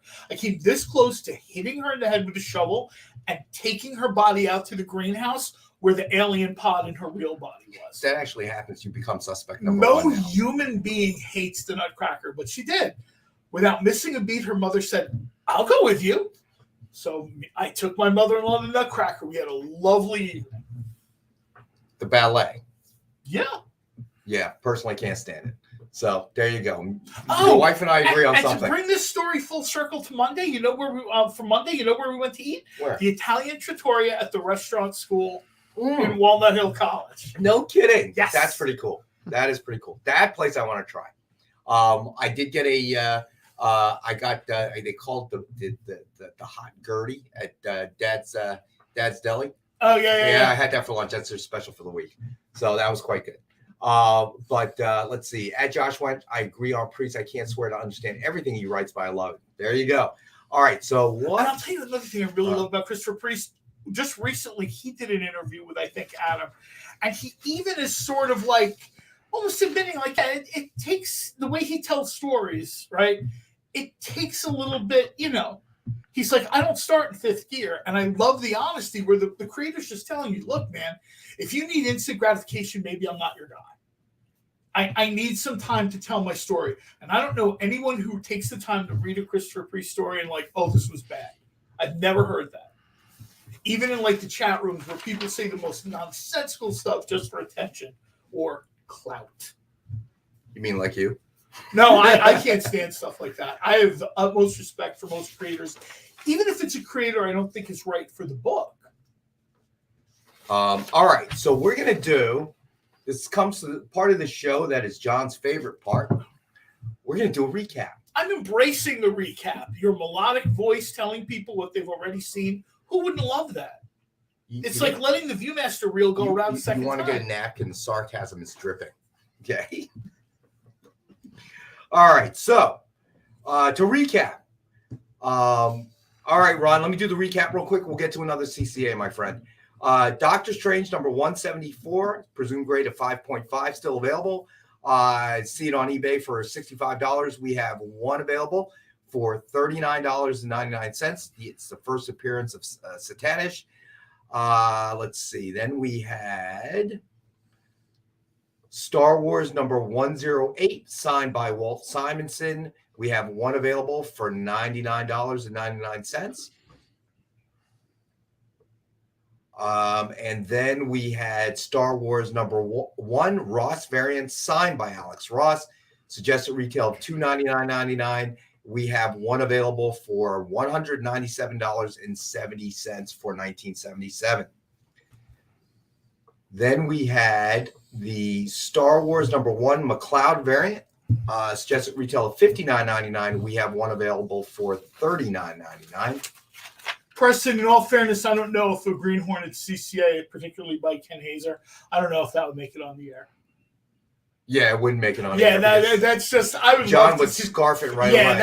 Well, let's put it this way. The first couple would absolutely be, and then after that, like if Ken does 10 of them, you might see 4 of them. But and then we had Chewbacca number 1 Lando cover, signed with cover sketch art by Brian Kong. It's just a retail of $89.99. We have one available tonight for $40. I love that sketch. May the 4th be with you. Let's see. And then we had Death of Doctor Strange number 1. Care Andrews cover, CGC graded, not guaranteed 9.8. That is a best offer item. And Preston is currently in the lead at 45. Jay, you're not completely wrong, but there have been times where I've let Green Hornet stuff slide by that I've already had copies of. Because we made you. All right. Then we had Star Wars Vader Down number 1 Dynamic Forces black and white exclusive cover. That we have one of for $19.77. That's very cool. Then we had Star Wars Vader Down number 1 Dynamic Forces exclusive cover, regular cover, and we have one available for $19.77. Let's see.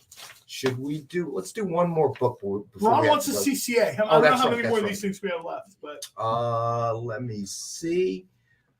We were on a CCA, so I'll just go into Nick's office. I'm sure there's some there somewhere. Yeah, I'm sure. All right, so we have Star Wars Shattered Empire number 1 BB-8 cover, signed with cover sketch. That's a nice one. By Ken Hazer. Nice. Suggested retail of $89.99. We have one available for $40 tonight. That's real nice. Everything he does is nice. Come on, let's call it what it is, man. No, but I'll tell you right now, I mean, it's kind of hard. Like, it's hard to make something look like metal. All right, so Ron is going to claim the BB-8. You got it, Ron. I got you down, buddy. And I wish we had like the BB-8 sound effect. When you... JD, what's the box behind AR? What logo is that? Fool. I'm guessing that black box there, yeah, because that's the only one we can see. That one's Something Is Killing the Children. Okay. That's the exclusive one that they came out with, like the day 1 exclusive or something. Okay, so that's really an example of our time lag, because I'm sure Dwayne's a pain answered before AR did, and it came up after. So keep that in mind for your best offers. You know what, Jay? That's a good idea. I'm going to have to put some thought into that. I don't think Nick will mind. I mean, we'll have to get final approval, but I think it would be cool to do a Green Hornet starter pack. It would be. Just to let people see, you know what I mean? Like do a couple different versions of, because we have Mark Waid doing it, we have Matt Wagner doing it. You know, I think that would be kind of neat to let people see a little bit. That would be pretty cool, actually. We should do that. We'll do that then. Let me write that down. Yeah, actually, this is one where Rex will legitimately read my email. Yeah, we'll try to figure that out Starter too. pack. Like a starter pack, and if we have one, maybe do Darkest Nights, which all right. Send me an email. We know where that's going. Preston says that's the exclusive they ran out of before I could get one. They were selling for a lot of money at one point. The cover price was $50, but if you didn't get one that day on eBay, they were like $100 to $120, I think. Yikes. Nah, that happens. I know. You think Alex just calls the distributor with like a picture of Miss Ellie?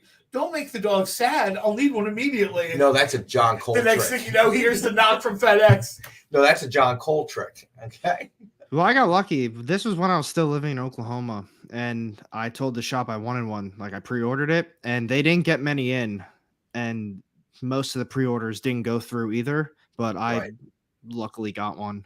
Wow. I think everybody's got that story where you just kind of locked into something. You know what I mean? Where you locked into something where it didn't come out or books didn't come out, and you know everybody's complaining, but you know the retail. Oh yeah, it's in your box. Here it is, and you're like, cool. Here it is. Yeah. You know, That's definitely how it felt. Because someone came in and asked for it. Because I remember going in, I saw a couple people post about it, and I was like, "Oh, that did come out today," and I didn't see any on the wall. And the guy before me asked about it and was like, "Hey, did you get any of these in?" And the guy was like, "No, we didn't. You know, we didn't get any." And he left, and I said, "Damn, you didn't get any of them in." He said, "We only got a couple, and it's for the people who pre-ordered them, and we didn't even get all the pre-orders." But he's like, "I know you, and there's another guy." He said, "I know you've had it on your pull list since day one for Something Is Killing the Children. Like not just that, but you wanted all the covers. So I wanted to make sure you and the other guy definitely got yours." So I was like, that's awesome. You didn't even have to pull out Miss Ellie. Yeah, but see, you know what? That's a great anecdote for why you should develop a good relationship with your LCS. That's a good point. Mm-hmm. I understand people are buying comics here, there, other cities, Amazon, whatever. When you have a good relationship with your local comic book shop, they know, like they'll know stuff you want. And very quickly, I'll make this example. Comic book shop down in Delaware is sort of one, to the surprise of no one, there's about 4 or 5 different LCSs in this general area that I support as best I can. The guy knows I'm a Dynamite fan. He knows. We've had lengthy conversations about Dynamite. He's a Gold Key fan. Dynamite did some of the Gold Key stuff. There was a black and white variant of, might be the Sovereigns. It was one of the Dynamite stories that one of the Gold Key stories that Dynamite did. He knew sight unseen to just take it and put it in my box. And save it for you. Shot me an email. I have a friend who lives in Delaware, not very far from this store. I shoot down there a couple times a month. It's just in the box. And by the time I knew about it, it was already something like, $30 or $40 a con. Right. Oh, the black and white for this is expensive. Meanwhile, it's in my box for like $4.95. All right, so we got to take our next break. So we'll be back in a couple minutes, and then we want to get Alex's impression of New Comic Book Day. All right, so stay with us. We'll be back. Join the party. Head over to our link tree to find all the links for everywhere the experience is all the time.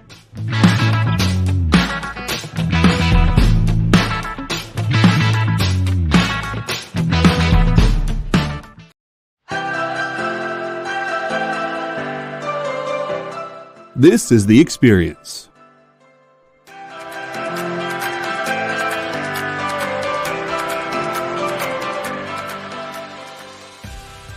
Good afternoon, everybody. Hey there, hi there, ho there. You're as welcome as can be. Hi, I'm Nancy McCann. Welcome to Friday Night Live on The Experience. Welcome everybody to Fat Jack's Comic Crypt.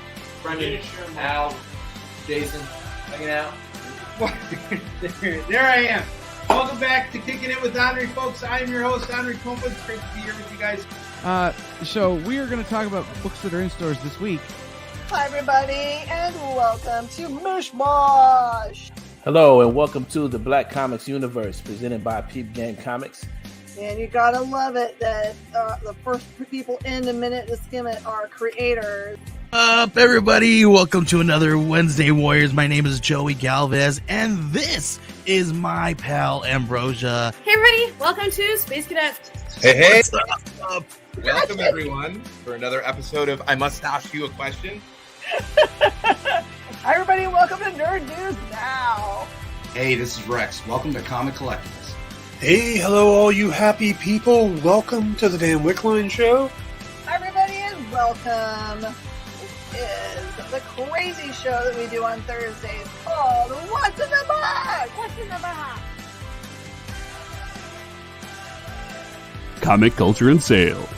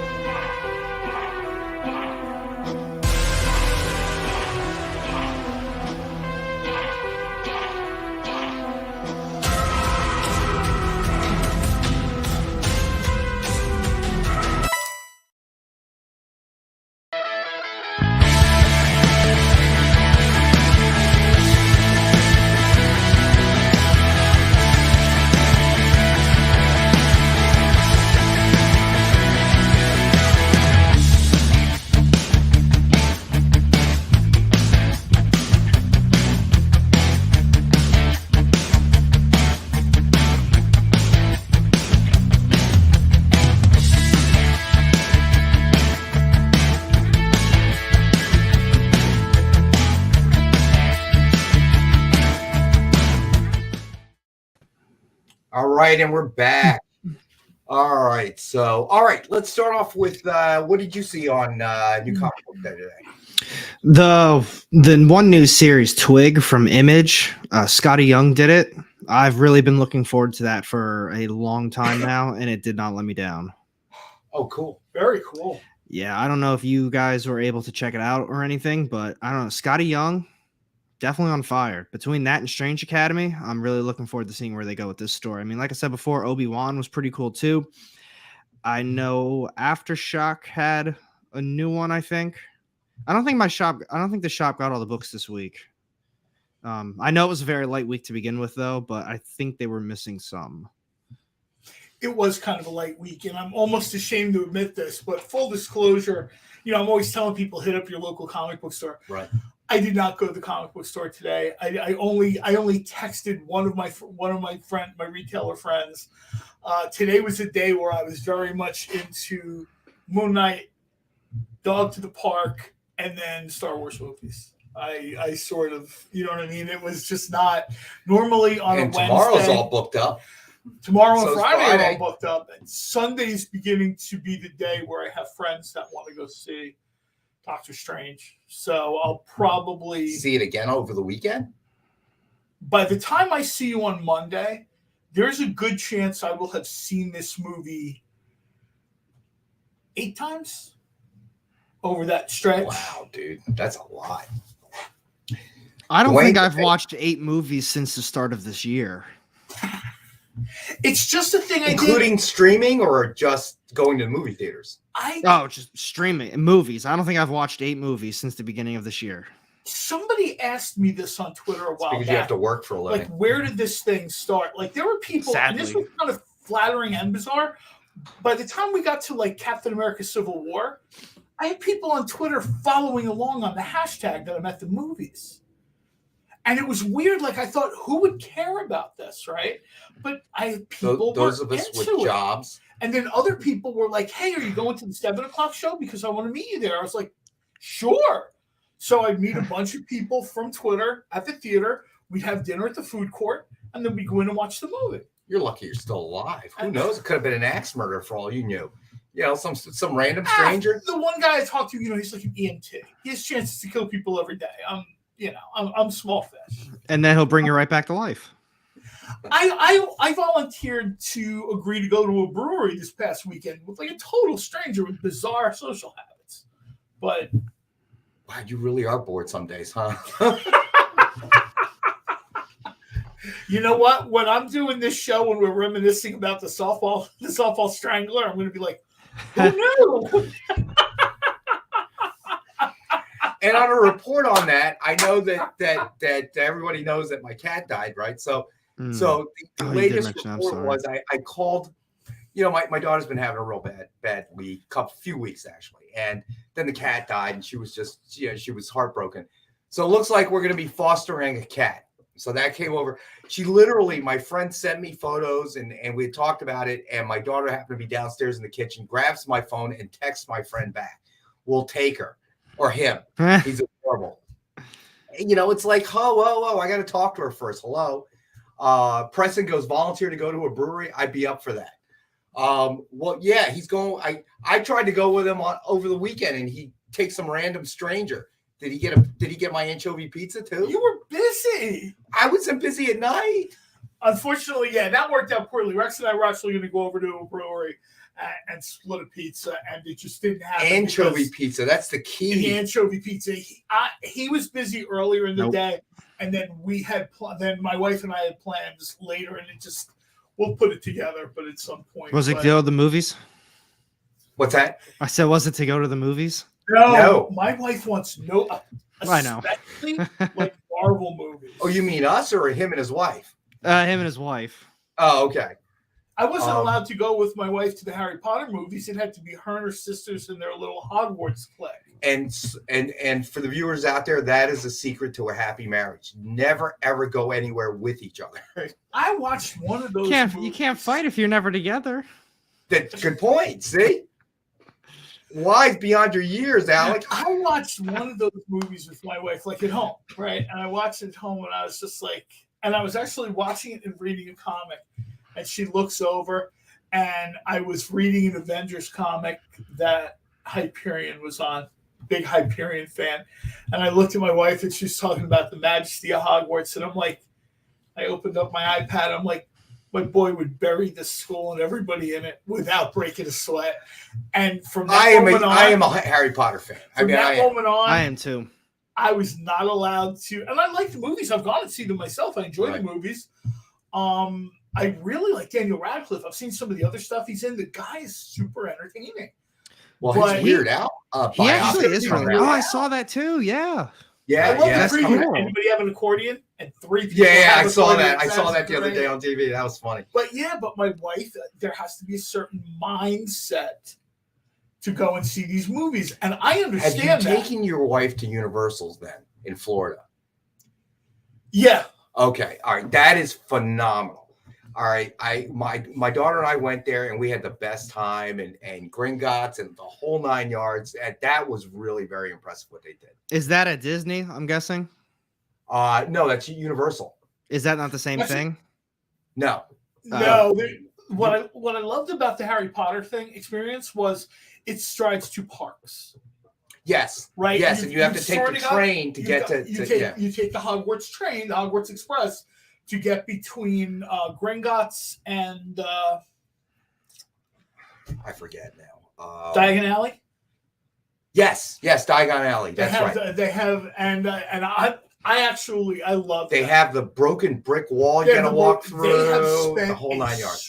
That's cool. Fortune to kind of recreate the world of Harry Potter. If you are a Harry Potter fan, you have to go. I mean, you just have to go. It was just, even waiting in line was cool at Gringotts to get on a ride.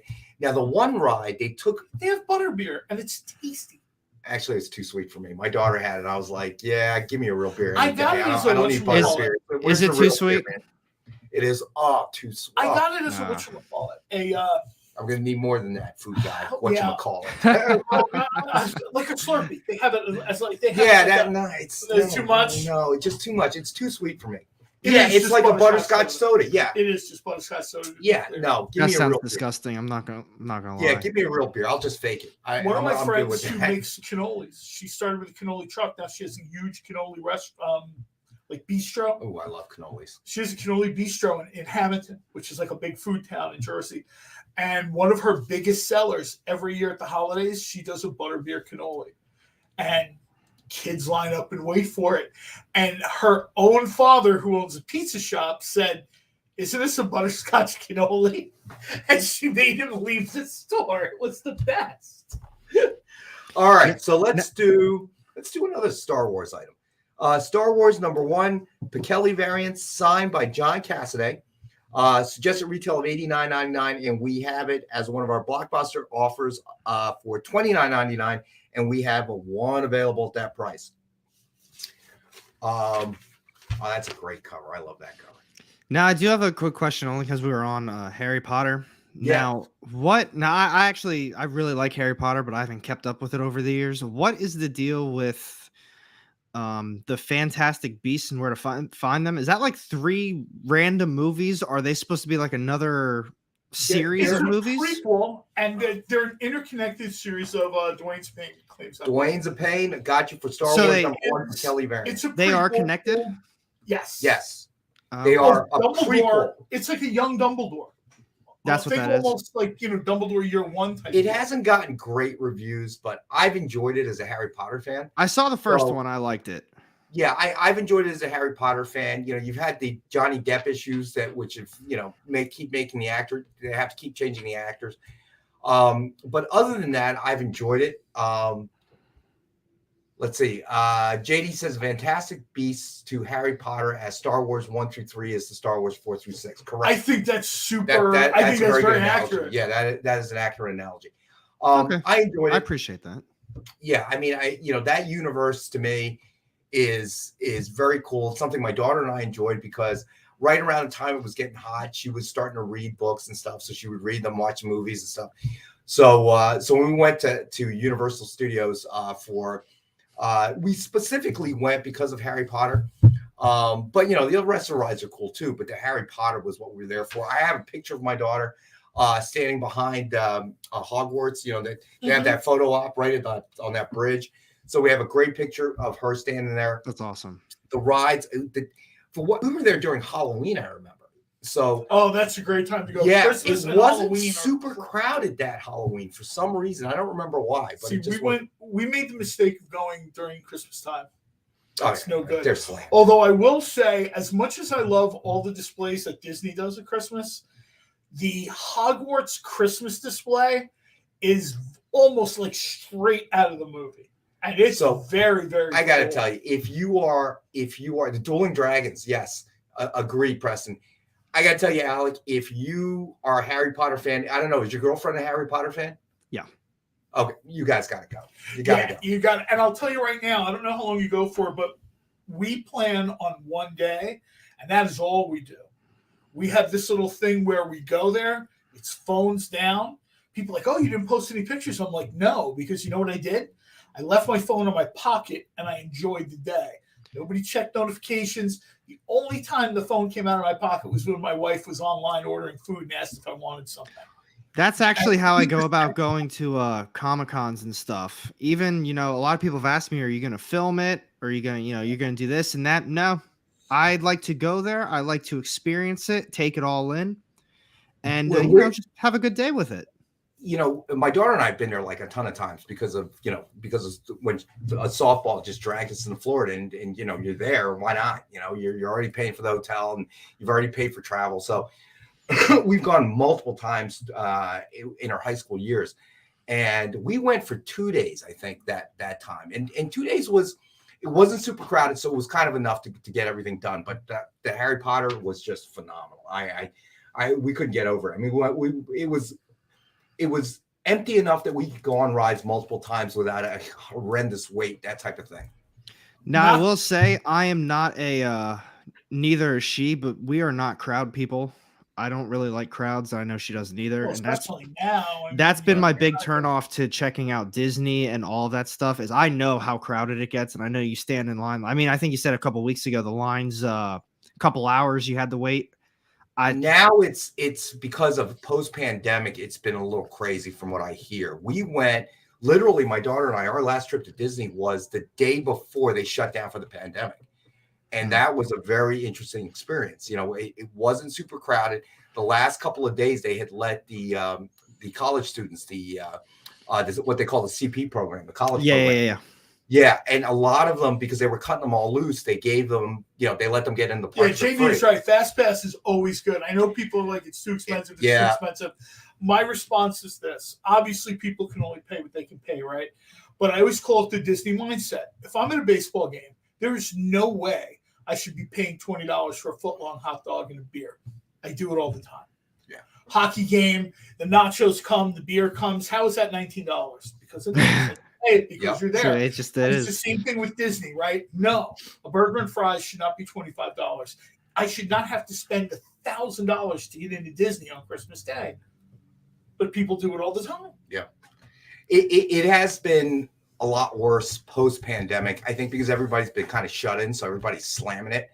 That was what they told us when we were there in December. When we were there in December, they were constantly apologizing. Like every person you talked to apologized because they were short-staffed. They were still dealing with some sort levels of guidelines and stuff like that. And everybody was there. People have been locked in the house for 2 years. Yeah. Now, my daughter did go immediately after they opened back up with her friends. And it wasn't too bad then. But now it's like, I hear it's just slammed. Everybody decided, you know what, I've been in the house for 2 years. Some people still had like their money that they held on to or whatever. Right. Everybody decided to blow it at Disney. Now, I was fine with that because I have, nieces, nephews, godchildren that are younger, live down there. I'm happy for them to go. And I sit at downtown Disney at a bar, follow along on my phone. Raglan Road is sort of my sunscreen. Universal, though, I think has handled it a little bit better. Right. They've apportioned themselves a little bit better, and I think it works out that way real well. No, no, Doctor Strange book if you want to show it off. Sure. Is it on my list? It's not on my list. Is it? No, but what is it? But it's Doctor Strange versus Dracula, so I thought. Oh, cool. That's pretty cool. Brought to you. Look at this. Thank you, Amy. Oh, that's nice. I like that cover. I like the cover, and I always like when Doctor Strange would always kind of mix it up with like another sort of supernatural heavyweight, like Son of Satan or Dracula. And what do we have for pricing? $8. $8. It's a 5.0, not the best, but not the worst. All right, so we have Doctor Strange versus Dracula. It's Steve Leiloa, man. That's really nice. What issue number is that? 82? It's 82. All right. Thank you, Amy. This is a very cool book. I'll tell you right now. I mean, yeah, it's a reader copy, but Dwayne's a Pain's claiming it. You got it, Dwayne. It's going. I remember this story. I remember that if you were kind of like a longtime Dracula fan, Marvel Dracula fan, there's a whole thing with the Montesi formula, and it would destroy vampires, and everybody was looking for it. First Dracula wanted it, then he didn't want it. Eventually, after years of kicking around back and forth or whatever, he just goes to Doctor Strange, and he's like, Sorcerer, look, I'm cutting to the chase. I'm tired of this. JD says, I wouldn't go on, well, depends on which one, but the one I think you're talking about had the 3D motion glasses. They eliminated that. Yeah, but they eliminated that. They did because it was, I hate to say it, but the first time I went on that, it was almost like Monty Python. 1 out of every 3 people was sick. I don't remember. Would it really make Nick upset? Oh, here comes Amy giving away Nick's stuff. Yay, giving away Nick's stuff. All right, it's Submariner, but Doctor Strange is featured in it. But yeah, mostly Submariner. Submariner. Nice. What issue number, Amy? What's the issue number? It's 22. All right. 3.0, $12. Oh, is that when Doctor Strange had the mask? I think so. Yeah, this is when they went through this weird period where Doctor Strange had a mask. Yeah, you know what? This is cool. If nobody buys this, I might take this home. All right, so this is very cool. So Submariner number 22, presumed grade of a 3.0, and we have it for $12 for anybody that wants to get in on that. The artists have their name on a tombstone. I really kind of think that. Before John actually takes it. So then we have, Then it's the Smurf Doctor Strange. Oh, I think Sheldon claimed it. All right, Sheldon. Sheldon, it's yours, bud. Got you down, buddy. All right. So now let's do one more book before we have to go to break. Let's do this one. Han Solo #1, signed with cover sketch art by Mariano Nicieza and Joe Del Beato. Suggested retail of $89.99, and we have one available for $45 for the 45th anniversary. And JD will throw it up in a second as soon as he locates it. I know we've got some last minute add-ons to make. The computer ate that one. Uh-oh. All right. So let's see. That was a Han Solo. So you want to do the Vanna White thing? Is it up here? Yeah, it's the bottom. Oh, there we go. Never mind. He found it. Thank you, JD. All right. And it's signed, obviously, by both Mariano Nicieza and John Del Beato. And it's Han Solo #1. And we have one available for $45. But yeah, there was some motion sickness issues with that ride. But then they removed the 3D glasses. And I didn't have any problem. We went on that multiple times. I thought it was really cool. I was been told, I don't know how true this is, but I'm like a big guy, so I'm squeezing into the ride, right? I've been told that fat people have like a better sort of like survivability rate on these rides because I don't jostle around quite so much. Like I go on with my niece, my oldest niece, and she's super fitness yoga girl, instructor down in Florida. And I watch her on these things and she's just it's pinball. And I'm just kind of like, oh, this is cool. This is great. And I'm barely moving. So when we get off the ride, she's like, I'll be right back. And she runs to the bathroom. And I'm just like, is it lunchtime? I don't know how true it is, but I don't know if it's because like gravity is my friend and it holds me into my I don't know. I didn't really have a problem. As I said, I've been out on a chartered fishing boat at 5 a.m. on a Chesapeake Bay where, the water's choppy and, we're drinking beers already. And I'm hammered by 10 a.m. And somebody, Nice. The first mate's next to me with his bucket of chum and he's chumming the water. And I got no problem. Okay. Just hearing that makes me nauseous. Some people their stomachs are a little more. But on a cruise, that barely perceptible roll, on a large cruise ship, I get motion sickness. I was going to say, I'll tell you what. Weird. I get horrible motion sickness for like everything. It's not like the sickness where you think you're going to puke. It really is just this horrible headache where I'm just out of commission for the rest of the day. Oh, those are bad. That's all it is. I got it on the cruise ship, which was really weird because my then wife, my ex-wife now, she would get horrible motion sickness with anything. And she couldn't even feel it. But I could just feel it when we left port. I could just feel it. And just below your sensation, is it rocking? Is it not rocking? I'm not sure, and it just, I had that motion sickness. It was weird. First cruise I went on as a young man, being a young guy, I get on the cruise immediately. I'm like 9 beers in, and I'm convinced that entire first day, it's me. And then somebody on the cruise ship basically tells me, yeah, there's a certain motion to the boat because, like I said, it's just, you get there, you're young, you're stupid. It's an open bar. Everybody's drinking. And all of a sudden people are like, dude, you're drunk. Let's be clear. But there's also the boat moving. It's not you. So it almost fell down at one point. I'm like, ugh. And people are like, oh, dude, there's two things working here. It's fluid dynamics and alcohol. No, so JD says best advice: sit on the deck and watch the horizon. Your body needs to adjust, but that doesn't explain it. I'm sitting there. I've actually heard that elsewhere. Yeah, but I'm on a fishing boat. I can't see the horizon. I'm opening a beer and I'm watching the first mate chum the waters, and it doesn't bother me. I'm the guy on an airplane, and it bothers my daughter because my daughter inherited some of that from her mom, but I actually get sleepier. Her boat. That's funny. Stole some more bucks. Oh, Jamie. I actually get sleepier when Amy just went over to Nick's pull list for the week and said, So I actually get cool bucks. I actually get sleepier when turbulence starts. It's weird. Some of these people will be crazy not to get like this one. You know what? How much is this one? She's got this is for this condition. 40 is pretty reasonable, I think. I think this is her. Dr.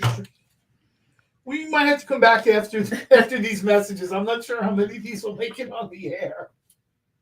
This is a very cool book. Yeah, we got some really neat stuff for the third hour. Definitely show off this one with Spider-Man. Oh, we have time. Wait a minute. I think we have time for this. We have time. We have time to do one thing. Anything that's 40 is for May the 4th be with you. Okay. So that's the reason for that special pricing. Anything at $45 is for the 45th anniversary. I do think the BB-8 sold. Yes. So we'll take this off. We may have just lost John. No, that's Nick. I'm still here. I'll be replaced with Amy in the break. It's an upgrade. And you guys will have to explain to people how it's a slight difference, but this is pure black and white. You can tell by that not being, and this is a little cheesy. Okay. So anything else that's up here? I don't know. We've been pulling stuff like on the break. Okay. So you got some cool stuff to I really want to pop. throw this up here before we go to break. All right.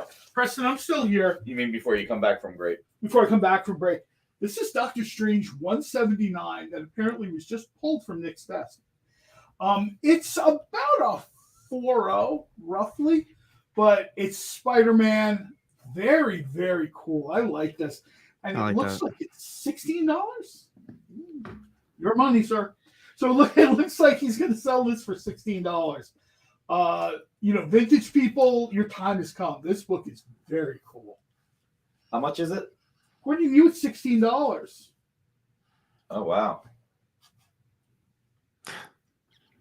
That's very nice. This will be sitting over We here. may have lost John. No, I'm still here.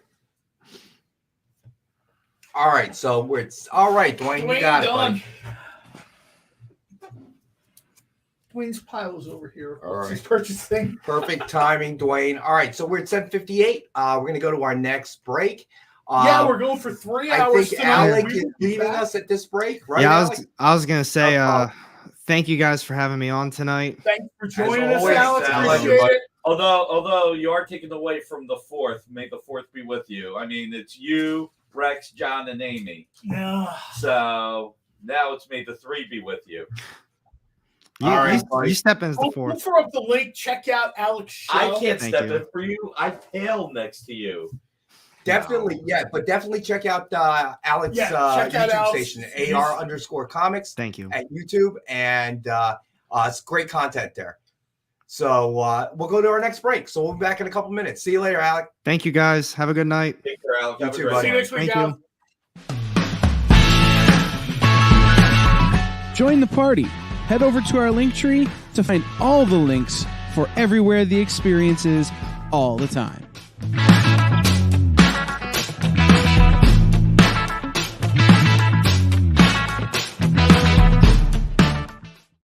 Imagine being at a convention and going to an interview panel that's just for you. No bustling crowds, no hours-long lines, just you, the moderator, and your favorite comic book creators. Well, this is pretty much that. Miss Jen sits down every week with 2 comic book creators for a live stream interview about their latest work, and you can ask them whatever you want. It's Talking Shop, Mondays at 5 Eastern on The Experience, Comic Culture and Sales. To be continued. 3 little words that hold the secret to the next great story. 3 words that will thrill you, confound you, give life to new possibilities. Every variation of To Be Continued is a promise of adventure, a promise of excitement, a promise of unseen wonders and unexplored worlds. A promise that every issue you read makes you a part of a never-ending journey. And behind every page, there will be an unopened door waiting for you. This story to be continued at your local comic book shop today. Visit comicshoplocator.com today.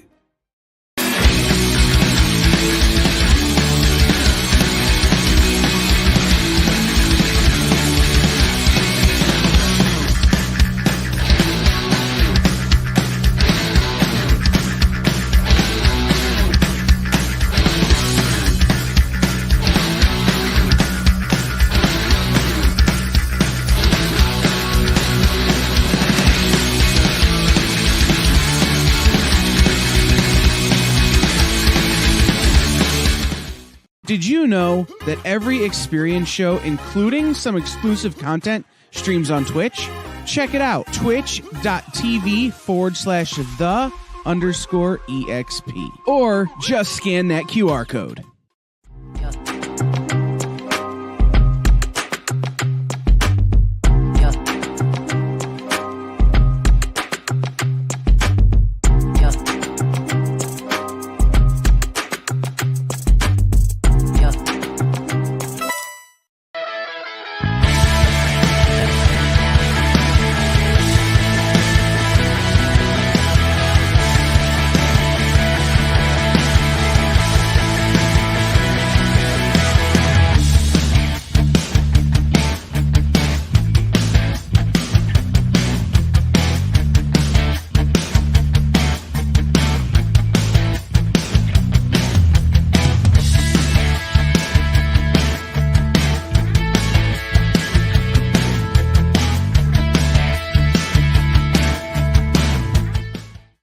are only available in like the New York, New Jersey area. And Hey, we're back.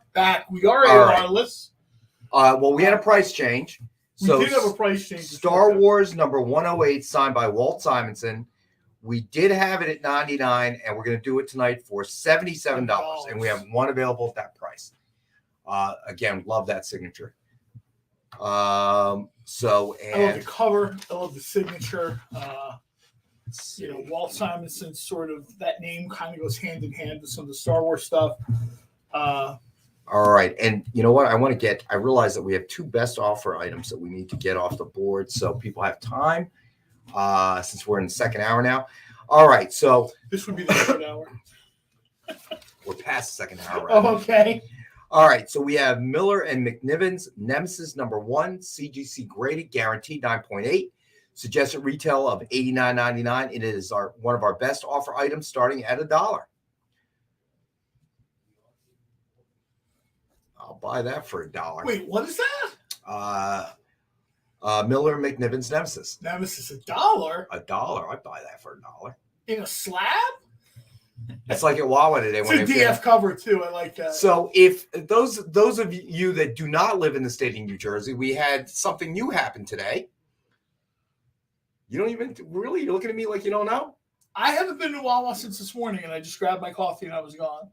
All right. So in the state of New Jersey, we're Rubenstein. You got it, buddy. I'm going to write you in here where Rubenstein is in for 20. So in the state of, sorry, Preston, where Rubenstein already opened for 20, buddy. So in the state of New Jersey, starting today, May 4th, kind of not so cool that they started it on May the 4th be with you day, but that's fine. All supermarkets, convenience stores of any kind are no longer allowed to give you a single-use plastic bag or a single-use paper bag. And the reason I mention this, John, is you should have gone to Wawa and got some stuff because they were giving out free bags. This is going to make me sound like a jerk. But for several years Won't be the first time. For several years now, Wawa sends me like an appreciation box every year. I've got bags, I've got canvas bags, I've got T-shirts, which I give away. Better whip them out. I have the Wawa Christmas sweater, which I might wear that during the holiday episode. I have the you Wawa better start Christmas whipping it. sweater. You better find them bags. I have a bit of a friendship with the social media director at Wawa, and she's like amazed that I've been coming to that store almost every day of my life for 50 years. Better start whipping out those bags. You're going to need them. So they've been running a promotion, I guess. How do you do groceries now, where Rubenstein? You either buy, well, Wawa, our local convenience store, has got it right. That's a smart idea, in my opinion. When I went in today, I kind of forgot that this was the case. And then I realized that when I saw near the cash register, there were no plastic bags. They usually have like ready to put your stuff in. And I figured I wasn't buying too much stuff, a couple of sodas and, a bag of chips, whatever. And he says, would you like a free bag? And I'm like, well, yeah, I'll take a free anything. Give me the bag. So that's a good idea, though, I think, that they're giving out the bags for now, the reusable bags. But, yeah, you're either going to JD's right. It's been like that in California for years. They just buy better quality bags and charge you 10 cents. But they have to be reusable. Stores like Aldi and Lidl. Well, more than that. Trader Joe's. As you can all see behind the 9.8, styrofoam cups. This was something I did not know that was incorporated into law. Styrofoam will be outlawed in the state, so we will not be able to purchase styrofoam. Apparently, it's disastrous for the environment. I sit there and listen to my wife. She's part of like the township committee or whatever, and apparently the stuff is like. Oh, I have no doubt. Listen, I have no real problem with the law as it is conceived. It is a bit of an inconvenience. In the sense that I'm going to probably end up buying a lot of bags. Bags, everybody will have I a bag always of bags forget. So in 2 months, we'll be doing the show and you guys can ask me. I'll have probably 20,000 bags. I'm trying to think of a way that I can keep them in my car, but my car is always crammed with softball stuff. So I'm afraid it's going to be like buried under a bucket of balls or something. People ask me, doesn't this bother you? As someone who made their living in a business, I've probably handed out a zillion styrofoam containers over the years. Right. So I'm willing to take the shot and say, okay, from now on, I won't use the stuff, because all that stuff that's in a landfill, a huge amount of it came from my businesses. So I can't really, at this stage of the game, say, complain too much. There was an organization that's like, oh, we'd like your signature on this to protest this. And I'm like, come on, man. I can't do that. I mean, I think it's gasoline to the roof inside. Just use fire. Right. I mean, I don't really have a problem. I mean, it's going to alter things. I knew it was coming, so I'm interested to see how it develops. But plastic, it ends up in the ocean. I mean, we know that. So I don't have a real problem with it. Moo? Isn't that like the name of the garbage pile in the Pacific that floats around? Is it called Moo? I think I've seen it on maps referred to as Moo, M-U. They're using it as like a sort of nod to something from Edgar Rice Burroughs. Oh, no, I didn't know that. So I don't have a real problem with the change in the law. I mean, I realize it's going to be an adjustment. I mean, you're so used to those plastic bags when you go shopping anywhere, so that'll be interesting, but we'll see what happens. I mean, I have no problem with it. And, again, you can buy the bags. I'm just afraid I'm going to end up buying a lot of bags because I'm always going to forget. But these things happen. All right. So let's see. What should we do next? All right. So we're Rubenstein. All right. So let's do our other best offer book. So this one is Batman number 50, man variant cover. CGC graded 9.8 guaranteed, suggested retail of $89.99. It is our other best offer item starting at $1. All right, so you have. It's crazy that a slab starts at $1. Yeah, no doubt. So many recycle pickups end up at the trash dump. You're absolutely correct. Actually, it's kind of sad. Yeah, I mean, they're trying. All right, Dwayne's a pain. Gotcha. It doesn't. I don't think it quite works the way people had hoped. No. Hopefully, someday they'll get it sorted out. I mean, I will say this. I mean, it's not like. I mean, I have tons of these plastic bags. So the one thing I know is I always keep them in my car for trash. Yeah. And then find some place to toss. So I do reuse the bags. But the one thing. Hey, Preston, Dwayne's a pain's already at 20. He's already at 25, buddy. All right, so Preston's in at 30. 30.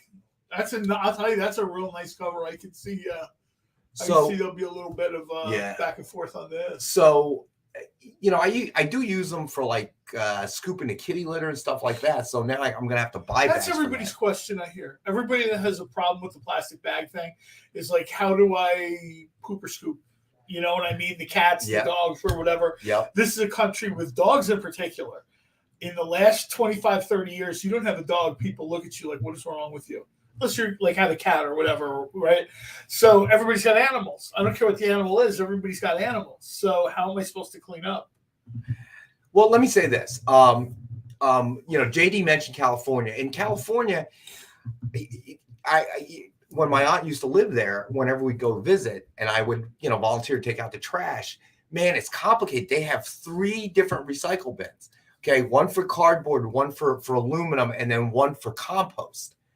So they actually try to encourage composting there. But quite honestly, man. That's what Hawaii was too. When I was in Hawaii, you kind of like run up to the garbage can and you're like, I don't know if it's like that, like all over all the island, but like in the kind of touristy and hotel areas. In the Pacific, it tends to be that way. My parents who live in Taiwan, that's been going on a long time. They live in a condo, and I take the trash, and my dad has to explain to me that, look, there are several bins. Okay, this can go in this bin, this can go in that bin, and I'm sitting there, I'm like, I'm gonna have to write this down. What? I'm gonna forget by the time I get to the. I'll tell you exactly what I did. Area. I was in Hawaii. This is a few years ago. I went over to the trash station at the hotel and I took a picture. So I literally had my phone and I had something to throw away, and I'd be like looking to see which bin it went in because I would forget. It's crazy, but I mean, let's see. In green, trash in the black. Yep, that's it. You're right, JD. That's what I remember. There were 3 different ones. Yard waste, green bin, and even like eggs and stuff, like cracked eggshells have to go. Yeah, it was complicated. But I mean, look, you take a look at that big, what do they call it, the Moo now? That big patch of garbage in the ocean, and it's just a tragedy, dude. Well, that's what I see. And I've seen satellite images of it. I've seen pictures of it. Somebody thought they were being cute by referring to it as Mu, which I believe is like a lost continent from Edgar Rice Burroughs. Right. And I'm like, yeah, that's clever and all, but it's essentially garbage. It's not a lost continent. Right. All right, so let's do. Ooh, this is a good one. I didn't even see this one here. What? Marvel Premiere number 14, and we got one available for $10. And I think we've seen it for like 34. Oh wow! Look at that, Cagliostro's in that. Ooh, So this one's available for $10. Obviously, we only have one. man! Not only vintage fans, but especially Doctor Strange fans, man. This is your show. I am excited about the movie coming out, though. I have to admit. Dwayne All right, also. Dwayne Zapane, you got it. Let's see, Dwayne. Let me write you in here. Dwayne Zapane. And just to remind everybody, and JD, when you get a second, if you would, throw up the link to the submission form. Just fill out the submission form if you would. It helps us process things a little more quickly and get your books. Yeah, especially if you're new to the show. I mean, Yeah, you know what I if mean. you're new to If the show. you're new to the show, it's pretty straightforward. JD throws up the link in the chat. Click, read, and follow the instructions. I mean, it's not rocket science. Just kind of the things you would expect. We need to know your real name, your address. So talking about amusement parks earlier, I heard that I saw it on TV the other day, and I've very rarely seen Disney do this, but they were advertising that the Guardians of the Galaxy ride is opening soon. Yeah. So that's really something. That looks super cool. I'm I don't know when I'm going to make it to Disney again. And kind of like Alec, I mean, I'll tolerate the crowds, but I don't enjoy it. And I don't want to go when they're slammed, and I don't know when it's going to clear up at all. There's such a pent up kind of. Well, one of the things I don't know about is you've got this deal where Florida is going to sort of take control of Disney World again. I don't know if that's going to make the crowds not change, worse, or better. It's not going to happen at all because now the surrounding counties are suing the state. Because the way this is working out is that essentially the law that the state of Florida passed, they passed in 72 hours, man. Somebody you can't these contracts, especially something like this, it's got to be hundreds of pages long. You're not going to be able to figure everything out in 72 hours. So written within the bylaws of creating, I think they call it Reedy Creek development project. The district's name. Yeah. It's not quite a county, it's not quite a township. The way that it works is they can't dissolve it without clearing out the bond debt. And you've got over $1 billion in bonds. And if they try to do it, the fear is that once that happens, then the surrounding counties will have to absorb that. And not only the bond debt of $1 billion, but Disney within their the Reedy Creek development, they take care of fire, utility. I heard this on the news. That they were like, "There's a lot that goes on to this. Like, if you pull the plug on Disney, the surrounding counties are on the hook for everything." They are the biggest employer in the state of Florida. It just none of this makes any real sense. I generally steer clear of politics, but this just doesn't seem to be a good idea. Yeah, you think? It doesn't seem to be like. So people's taxes are going to go up. They're the biggest employer in the state. Everybody loves Disney. So you're going to take all these people off. I mean, this is not before the election. This is not a Republican Democrat issue because the first place to offer them to move into their state was the state of Texas. They're both GOP states, right? Because I don't know if this was a stunt, a grab for attention. I don't understand it that well, but pretty much every state that volunteered to step in for Florida is primarily a Republican state. Right. Mississippi and Alabama, they're like, yeah, we got tons of space for you. We'll do this deal. I think it was a state official in Mississippi is like, we'll do that deal right now. Yeah. I mean, it's Disney takes care of so much within that area that they have control of. Including building permits and things like that. That the local government is going to have to absorb all of that. And that's going to increase everybody's taxes. There's no way around it. Biloxi to go to Disney World. I don't care. I mean, I have family in Orlando, in-laws, so it might actually benefit me if they move. I mean, I'll be honest with you. There's nothing else in the Orlando area. Here's the thing, okay? And I look at it from a softball perspective because this is how I view the universe. But softball tournaments, and there are a lot of them in that area of Florida, tons. Well, why do you think? Because all these people, they spend all this money to attend the softball tournament there, but now they can double dip and, hey, we're here already. It's the same with the conventions. I know a little bit about this because for years I would do catering, whatever, and conventions, food trucks. The reason they're in Orlando is because, you go to your doctor conference, architect conference, computer conference, whatever. But you know what? You kind of blow out early and you find yourself in the park. There's a ton of Instagram photos that you're by the pool.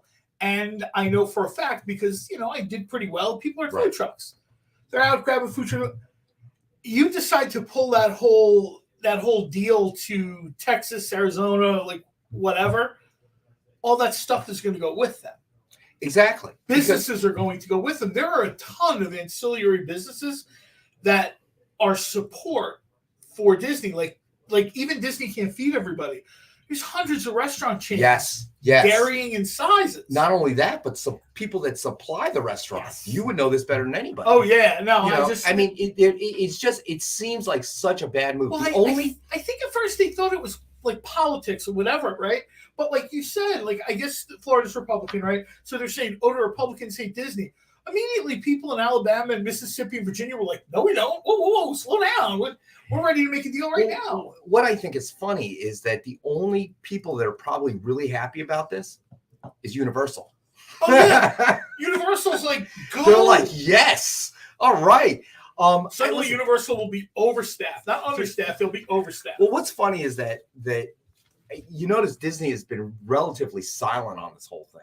I don't think they have to say a word quite. I don't either. You know why? Their lawyers actually read the agreement. Yeah. They're like, yeah, they can't do this. Let's just back off. How many lawyers work for Disney? Honestly, hundreds? It just, and they were getting ready to move a lot of staff from California to Florida.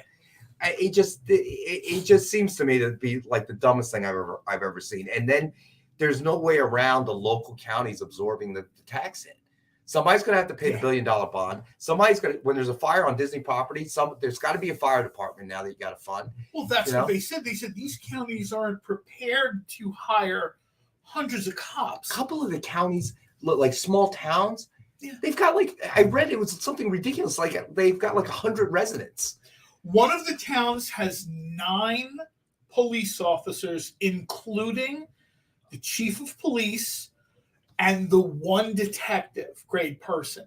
Their office, and they showed it, is in a strip mall. They're going to get real busy. Their office is in the strip mall. So you mean to tell me when something happens at Disney, the guy's got to bomb out of the mall, shoot down, International Drive? It really doesn't make much sense. So I'm interested to see how this unfolds. We want to give people more free stuff. Well, not free, but you know what? Let's do this. Let's do this Doctor Strange book. All right. So We've got Doctor Strange number 175, presumed grade of 4.0. These are reader copies, but for a lot of people, especially with vintage books, I'm super happy. You can, it's Gene Cologne. I'm trying to see who the art is there.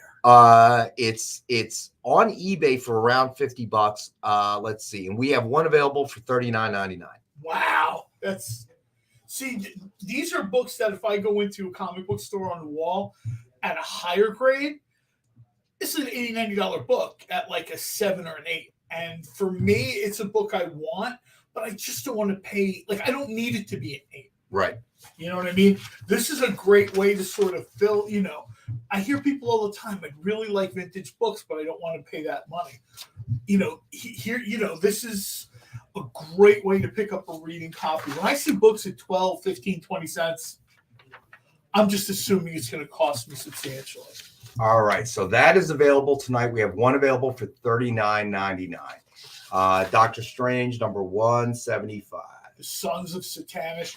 There was a time where Satanish, I remember they talked about they had to call it Satanish because they wanted to be Satan, but there was a thing that would upset religious people. So they changed it to Satanish because it was Satan-ish. It was an inside joke.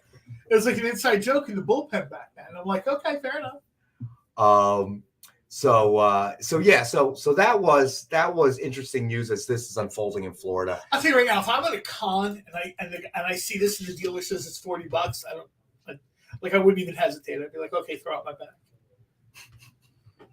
One of the last cons I went to, I had a backpack. like I bought there, right?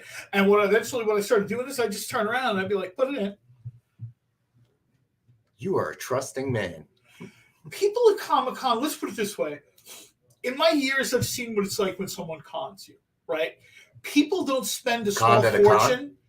People don't spend a small fortune to go into San Diego, right, or C2E2, or Dragon Con in Atlanta to nickel and dime people over comic books. They just don't do it because the money is there. I mean, have you ever seen the dealer floor at a Dragon Con?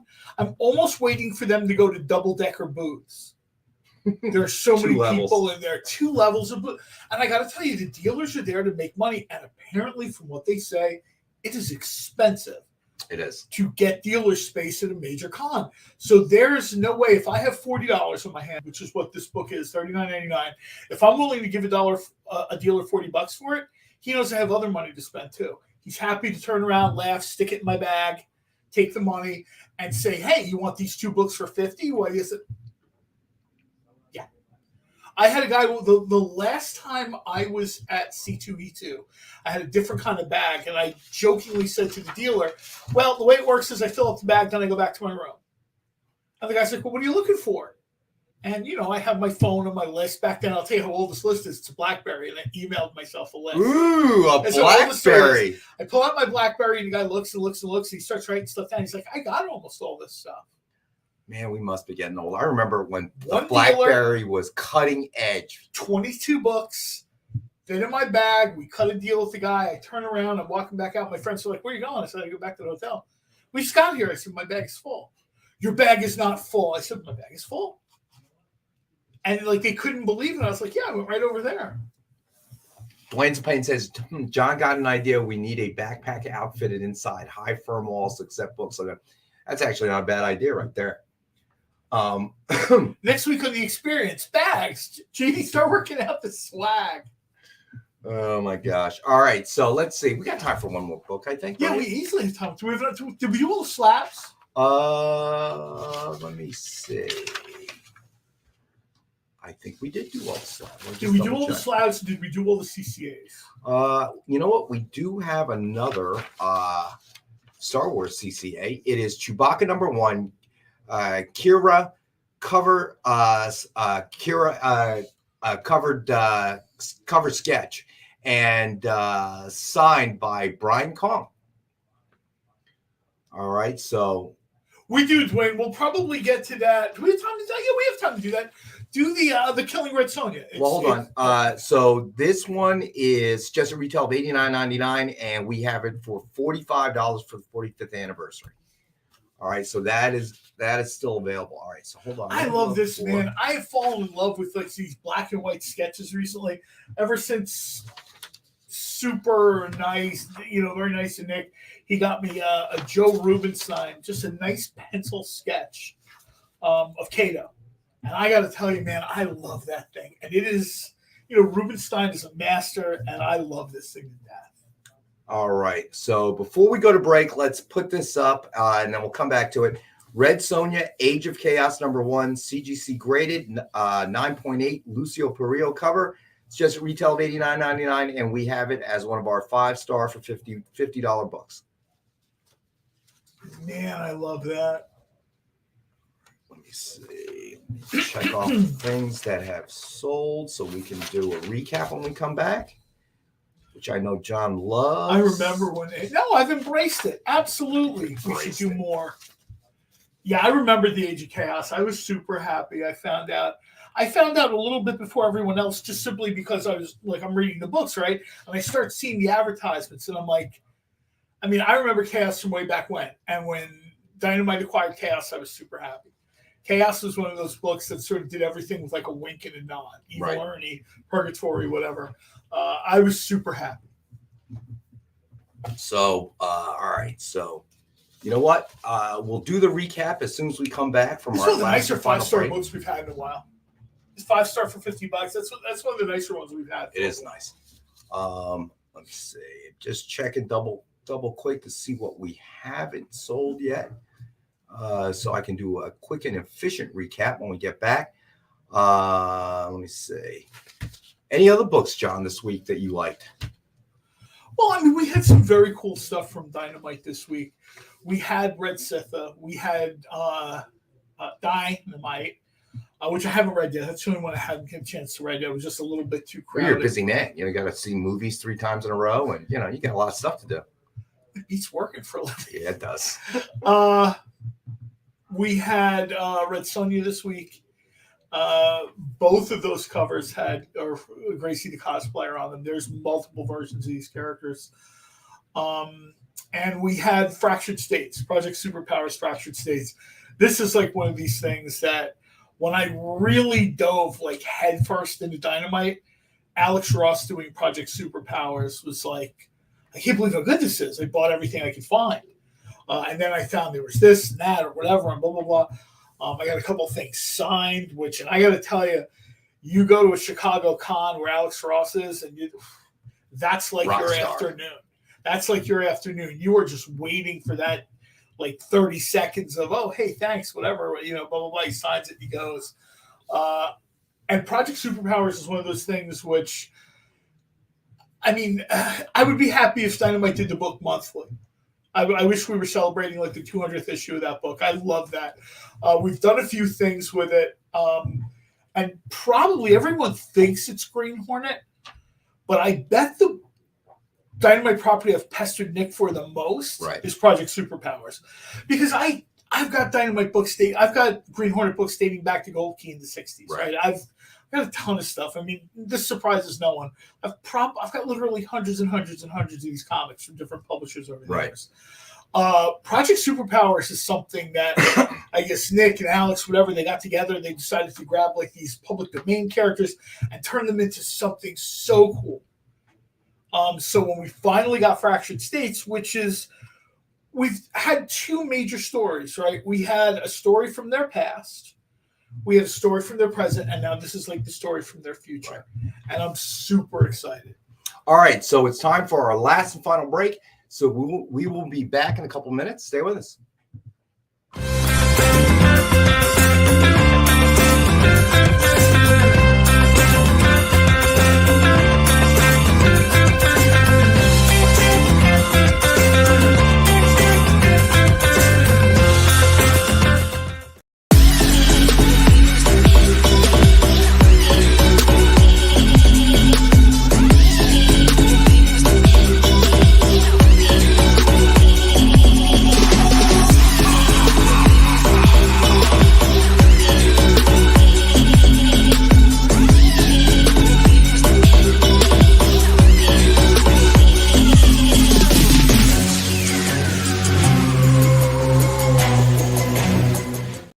Imagine being at a convention and going to an interview panel that's just for you. No bustling crowds, no hours-long lines, just you, the moderator, and your favorite comic book creators. Well, this is pretty much that. Miss Jen sits down every week with 2 comic book creators for a live stream interview about their latest work, and you can ask them whatever you want. It's Talking Shop, Mondays at 5 Eastern on The Experience, Comic Culture and Sales.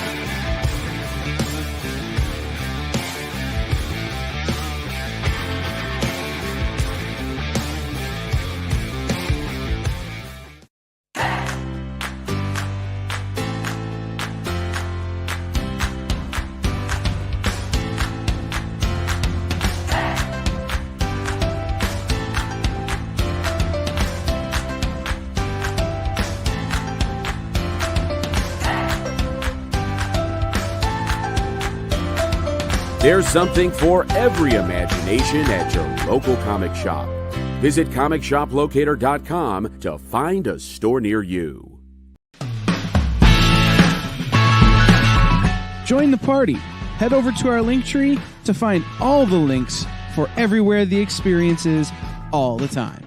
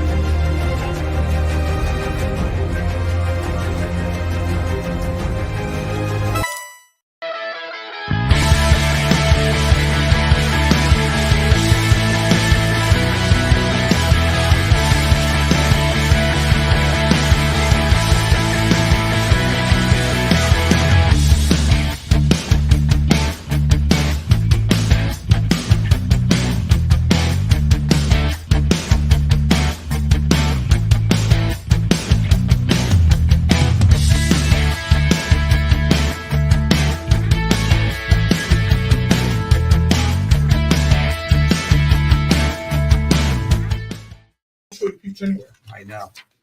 And we're back talking about anchovy pizzas. Keep calm and may the 4th be with you. That is true. All right. So we got a few more books that we got to get to in our last half hour. So let's do this. All right. Let's do. Oh, you know what? I said I was going to do the recap. That's right. I forgot. Never mind. Hold on. All right. So still available. Doctor Strange number 174, presumed grade of 5.5. You see it on eBay for about $65, and we have one available tonight at $39.99. Then we have Doctor Strange number 176, presumed grade of a 4.0. You can see this one floating around anywhere from $50 to $80 online, and we have one available at $39.99. And then let's see. We have Star Wars Shattered Empire number 1, presumed grade of 9.0, and we have that available for $10 tonight. Then we have Star Wars number 108, signed by Walt Simonson, suggested retail of $99.99, and we have one available for $77 tonight. I'm surprised this one is still here, honestly. Yeah, me too. Then we have Star Wars number 1, Ross variant, signed by Alex Ross, suggested retail of $299.99. We have one available for $197.70. Love his signature too, dude. Star Wars, and then we had Star Wars number 1, McLeod variant, suggested retail of $59.99. We have one available for $39.99.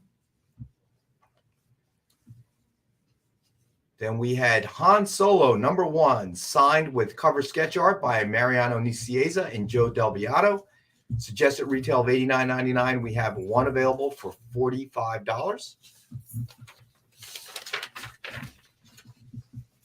Then we had Chewbacca number 1, Lando cover, signed with cover sketch art by Brian Kong. Suggested retail of $89.99, and we have one available for $40 for May the 4th. Then we had Chewbacca number 1, Kira cover, signed and remarked by cover sketch art by Brian Kong. Suggested retail of $89.99. We have one available for $45. And then that one's really, really nice. It is nice. And then we had Red Sonja, Age of Chaos number 1, CGC guaranteed 9.8, Lucio Perillo cover. Suggested retail of $89.99. We have one for $50 tonight. This is nice for the Lucio Perillo fans. I know he has his fans out there. Then we had, Miller and McNiven's Nemesis number 1, CGC graded, guaranteed 9.8, suggested retail of $89.99.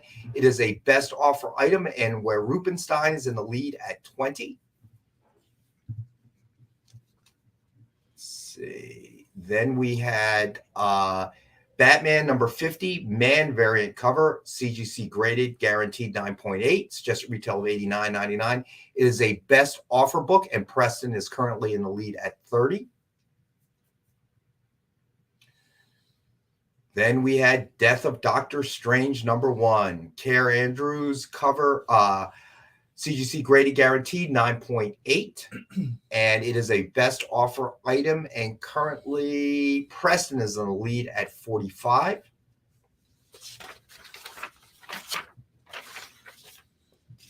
And then we had Star Wars Vader Down number 1, Dynamic Forces exclusive cover. We have both the black and white version and the color version, or the regular version. And we have both available. Each one is $19.77. And that's the recap. There we go. All right. So best offer, guys, you're probably running out of time because we're going to put the end line up at 8:55. JD will start running the clock when we're about 5 minutes out or so. All right. And then, you know what? Let's get to our Dynamite books. Red Sitha, number 1, Paulina Ganuccio, virgin cover, suggested retail of $50, and we have one available tonight for $39.99. If you read the book, you see the significance of like the glowing runes. This is just really new territory. This is very cool stuff. I mean, I've been reading Red Sonja since the early 80s. and it's very cool to see them sort of strike out in a new direction. I mean, of course, we had Sonya Versal. There have been versions of Red Sonja before. She's run into herself before. We had Legendary, but this is something that's really, it feels different. It has a great sort of, different energy to it. I'm really liking it. All right, and let's see. So that is available to Nick's right. If you get a chance, please hit thumbs up. It certainly helps us out here at the EXP. We're getting more subscribers, and that's always the goal, to try and get as many people as we can watching our show. Hopefully, I once again want to thank all of our viewers, especially with our 3-hour May the 4th Be With You special and Doctor Strange premiere special. We want to thank everybody for spending the time with us. As always, John and I have a great time doing this. Yeah, I mean, we appreciate everyone that joins us, and I'm always trying to remember, too, we appreciate everybody that joins us on, Twitch, Facebook, YouTube. I don't know about Instagram, but I know people watch on Twitter because I get those comments, those notifications all the time. So wherever you sort of are watching us, we appreciate it. Yes, we do. Share so we get some more people in here. Hit the notification bell so you know when we're on. But I think by now most people kind of know when we're on. This show is primarily for this show's primarily for the readers, for the fans. When we started this, we were trying to do a little bit of like a virtual con energy. Right.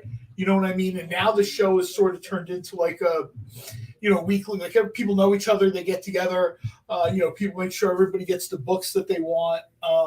It's a good community. If there's, we talk about this all the time, if there's something you guys want to see, let us know. Let us know. Now, there have been times where we're always looking for more Punisher stuff. We're almost, the Daredevil CCA took a while to get. Ron had requested that a while back.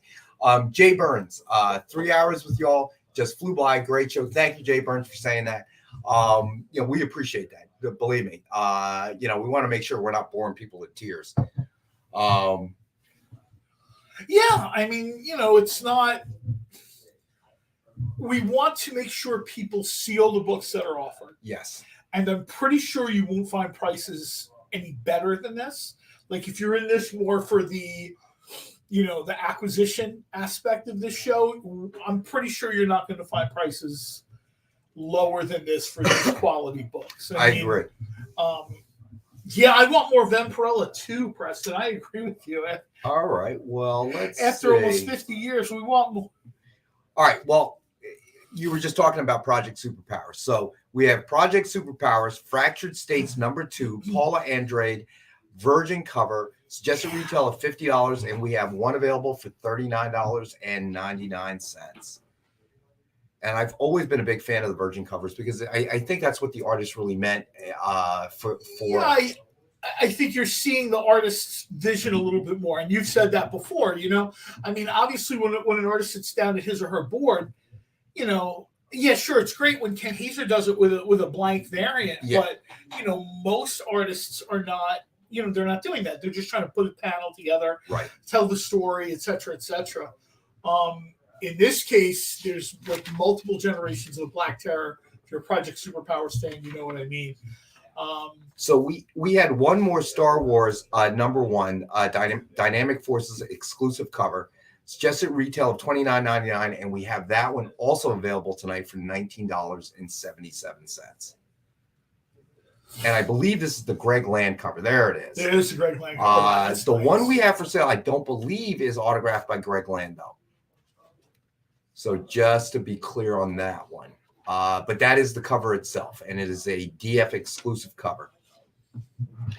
Oh, you know what? I didn't realize this. We have one more Doctor Strange book. Yeah, just making sure. Yeah. All right, so then let's do this one.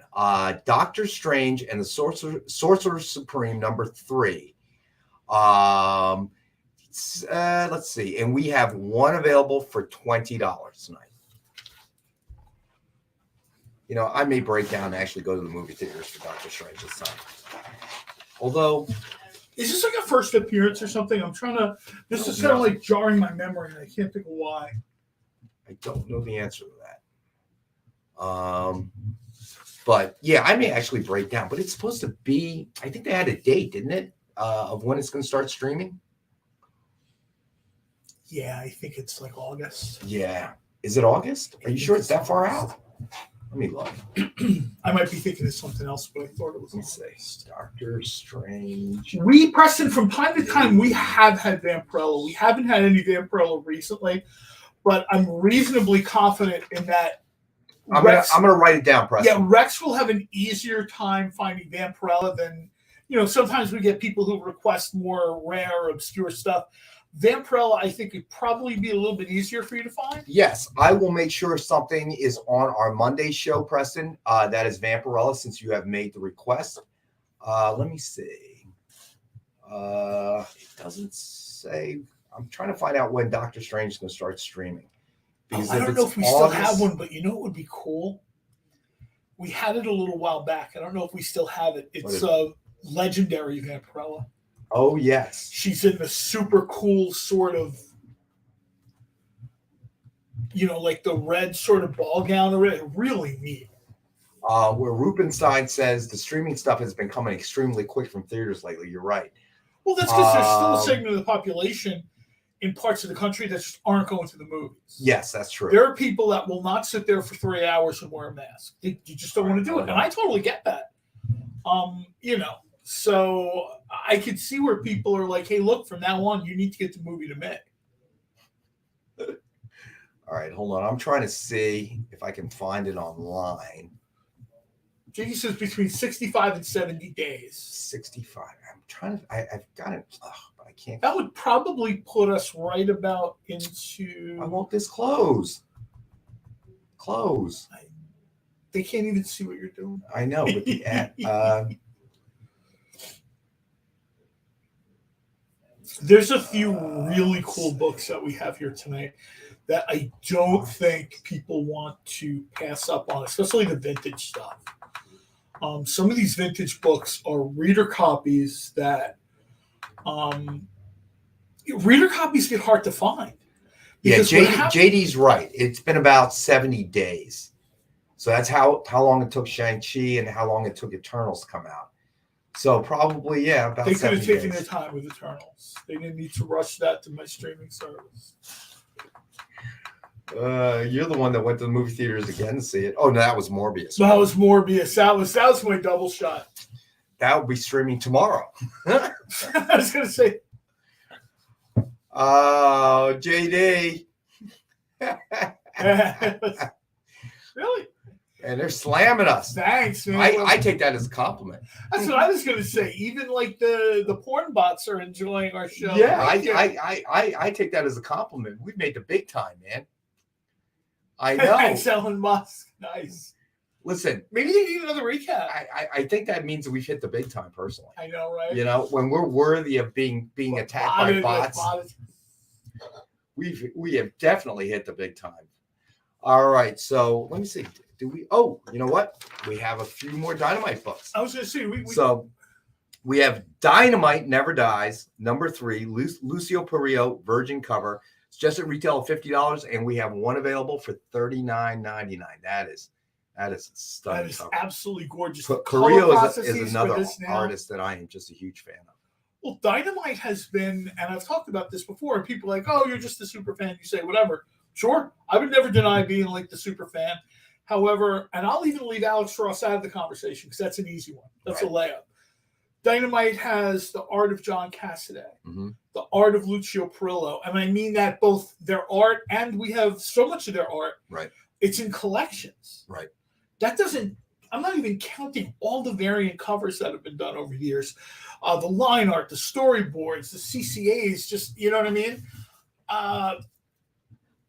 There has been, in the last 20 years, I don't think that too many companies can compare with Dynamite for quality of art. Right. Yeah, sure. I understand the big two have tons of artists. They have 50 books a month or whatever.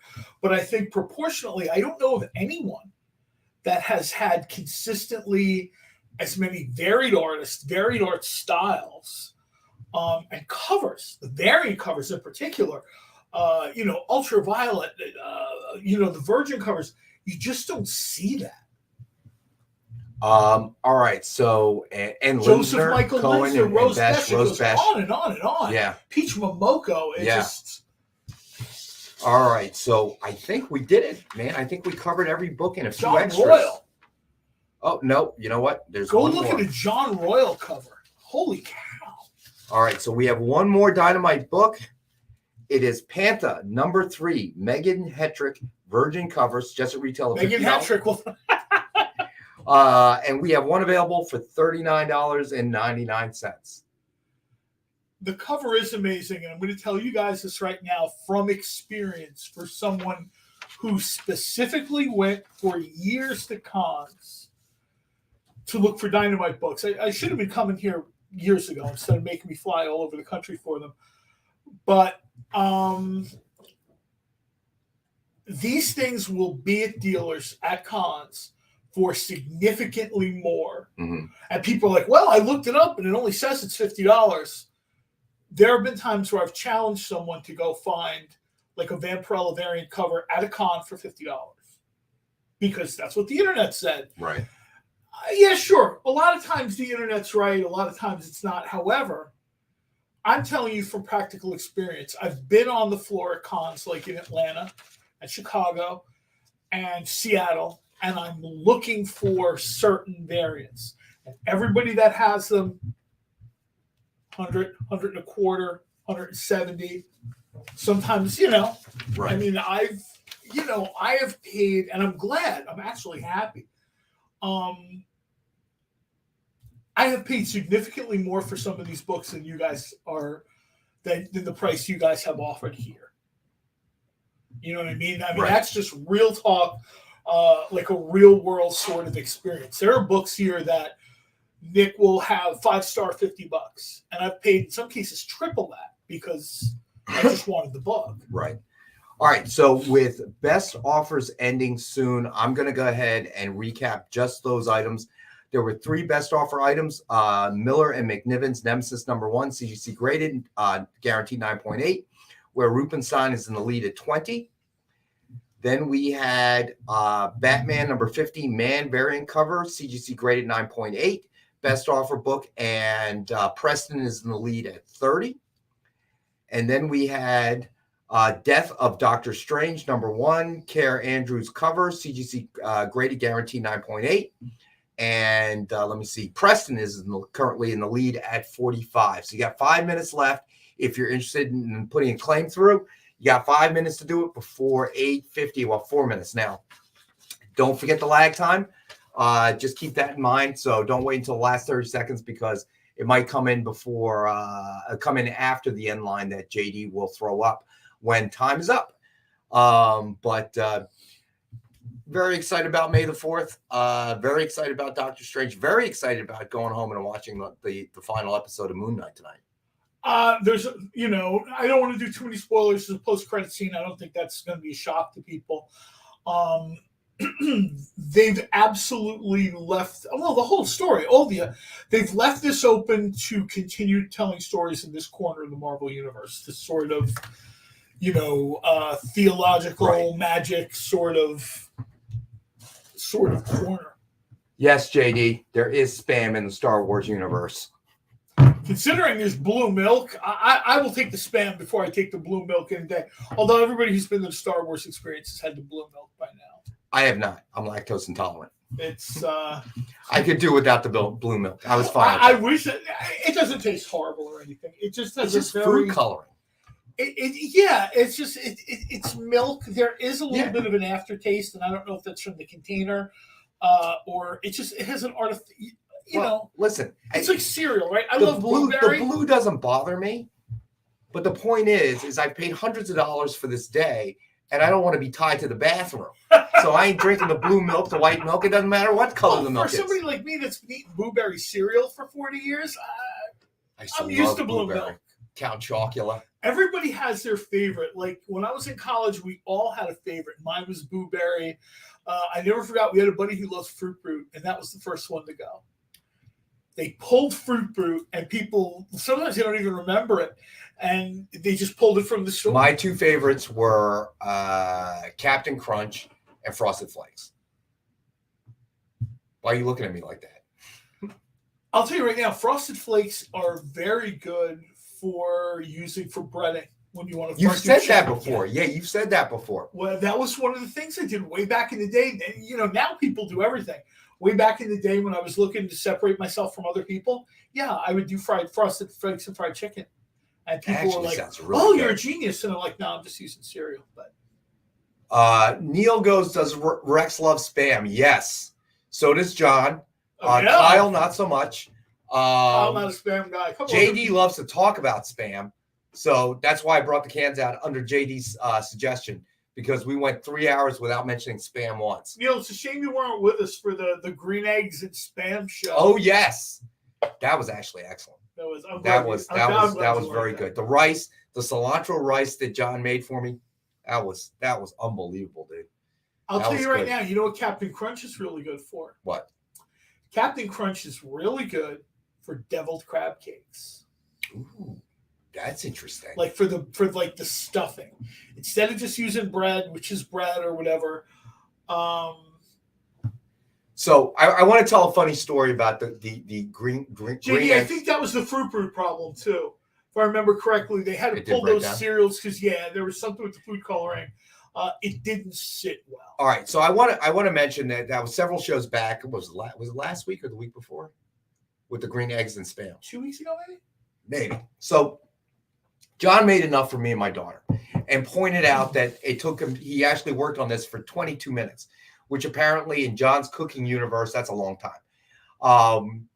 And I took it home after the show and shared it with my daughter, and my daughter was eating it. And she goes, "What's the meat?" I said, "It's Spam." She goes, "Oh, thank you, JD. That was it. It was excellent." There it is. And my daughter goes, "Are you talking about that meat in that rectangular can that you've been trying to get me to eat, that crap?" Right? And as she finishes that sentence, she takes another bite full of John's dish. I go, "Yup." She goes, "Well, you didn't make it like this." I'm like, "Well, I'm not a gourmet chef. What do you want?" Okay, you didn't starve to death as a child, did you? So I did my job. Okay, taste is extra. Okay, you want stuff to taste good. I said, "You never knew any better because you were eating my cooking." What's the difference? It's actually, you know, I've told people before, it's not so hard, but I've had people, especially on like Instagram, tell me, "No, it's not hard for you. That's if true. I do this, I set my kitchen on fire." Like, I bet you if you ask Ken Hazer, you know, "Is this hard what you do?" He's going to tell you no. Well, it's hard for me and you.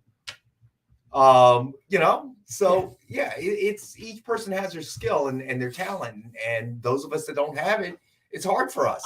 I'm super fortunate. I was able to make a decent living in the food world. Well, I can cook well enough that no one will starve, as proven by my child. No, but I mean, I'm super glad. I mean, I didn't have to like weld on a bridge or, you know, there's a lot of dangerous occupations out there. Thankfully, I was able to. I was just talking about with the guys in our building. I couldn't get up on the ladder to get up the top right. Oh, yeah, I don't deal with heights. I don't know how much you pay those guys, but pay them more. Well, think about in the 30s when they're building those skyscrapers, and these guys are just walking around, and they're sitting on girders, like you know, at the top eating lunch and stuff. Like, forget about it, dude. I pass out. They always have these little things on Twitter where they're like, "Would you?" And it's like some crazy ride. There's like one in India or Canada where it's like, or China, where it's like 1,000 feet in the air. I'm like, nope. The only way you see me flying 1,000 feet in the air is if the plane was going down and I had to jump. If I don't have a parachute, I'm not going. Let me say that. Thank you, Jay. I don't know if I'm an amazing chef. I've been cooking for a long time. My dad was an amazing chef, which is sort of how I got into the business. I've eaten John's cooking. He is an amazing chef. And I'd make a lot of jokes and bust on John all the time, but you've never, ever, you can go back and watch all the shows that we've done together. I've never, ever busted on John's culinary skills because you don't make fun when somebody's really good at something like that. Thank you. You're welcome. I still love the fact. I'll tell you what I really enjoyed. Your opinion on movies and your outlook on certain movies, you're not good. But I love the fact that I can cook for friends and family now. I can take that time. There were a lot of times where for Thanksgiving I was cooking for somebody else's family. Right. You know what I mean? I like the fact that now I can just sort of, JD, you just complain when he doesn't make food for you. You're right, JD. Okay, and rightfully so. Maybe next one will be like a pancake breakfast. Ooh, that'd be cool. You're like sweet potato pancakes. Well, we still got to do the brewery thing with the anchovy pizza. Yeah, we eat Alex now, although he won't eat the anchovy pizza. That's fine. We'll order him something else. Yeah, he'll find something. It'll be fine. Jay Burns, don't bite the hand that feeds. Absolutely Congratulations to everybody. Well, I'm thinking about this. Congratulations to everybody that won the sort of best the best offer of the night. Congratulations to everyone that picked something up tonight. Yeah. Thank you again, everybody, for hanging with us for 3 hours tonight. We had a lot of fun. Looking forward, as we all know, on Monday. We do this on Mondays from 6 to 8 Eastern and Wednesday 6 to 8 Eastern. Next Monday, we will hear John's opinion of Doctor Strange. So very excited about that. Spoiler alert. I will like this movie probably more than anybody else. Yeah, that's not a spoiler. That's just we have Weekend Warriors coming up too, right, JD? Isn't that? Yeah, we got Weekend Warriors coming up after the show. Again, thank you everybody for watching the show and hanging with us. We had a great time. May the fourth be with you, and don't forget about original art with Nick on Friday from 7 to 8 on the EXP, all Eastern time. All right, thanks everybody. Have a great evening. Have a great night. Join the party. Head over to our link tree to find all the links for everywhere the experience is all the time.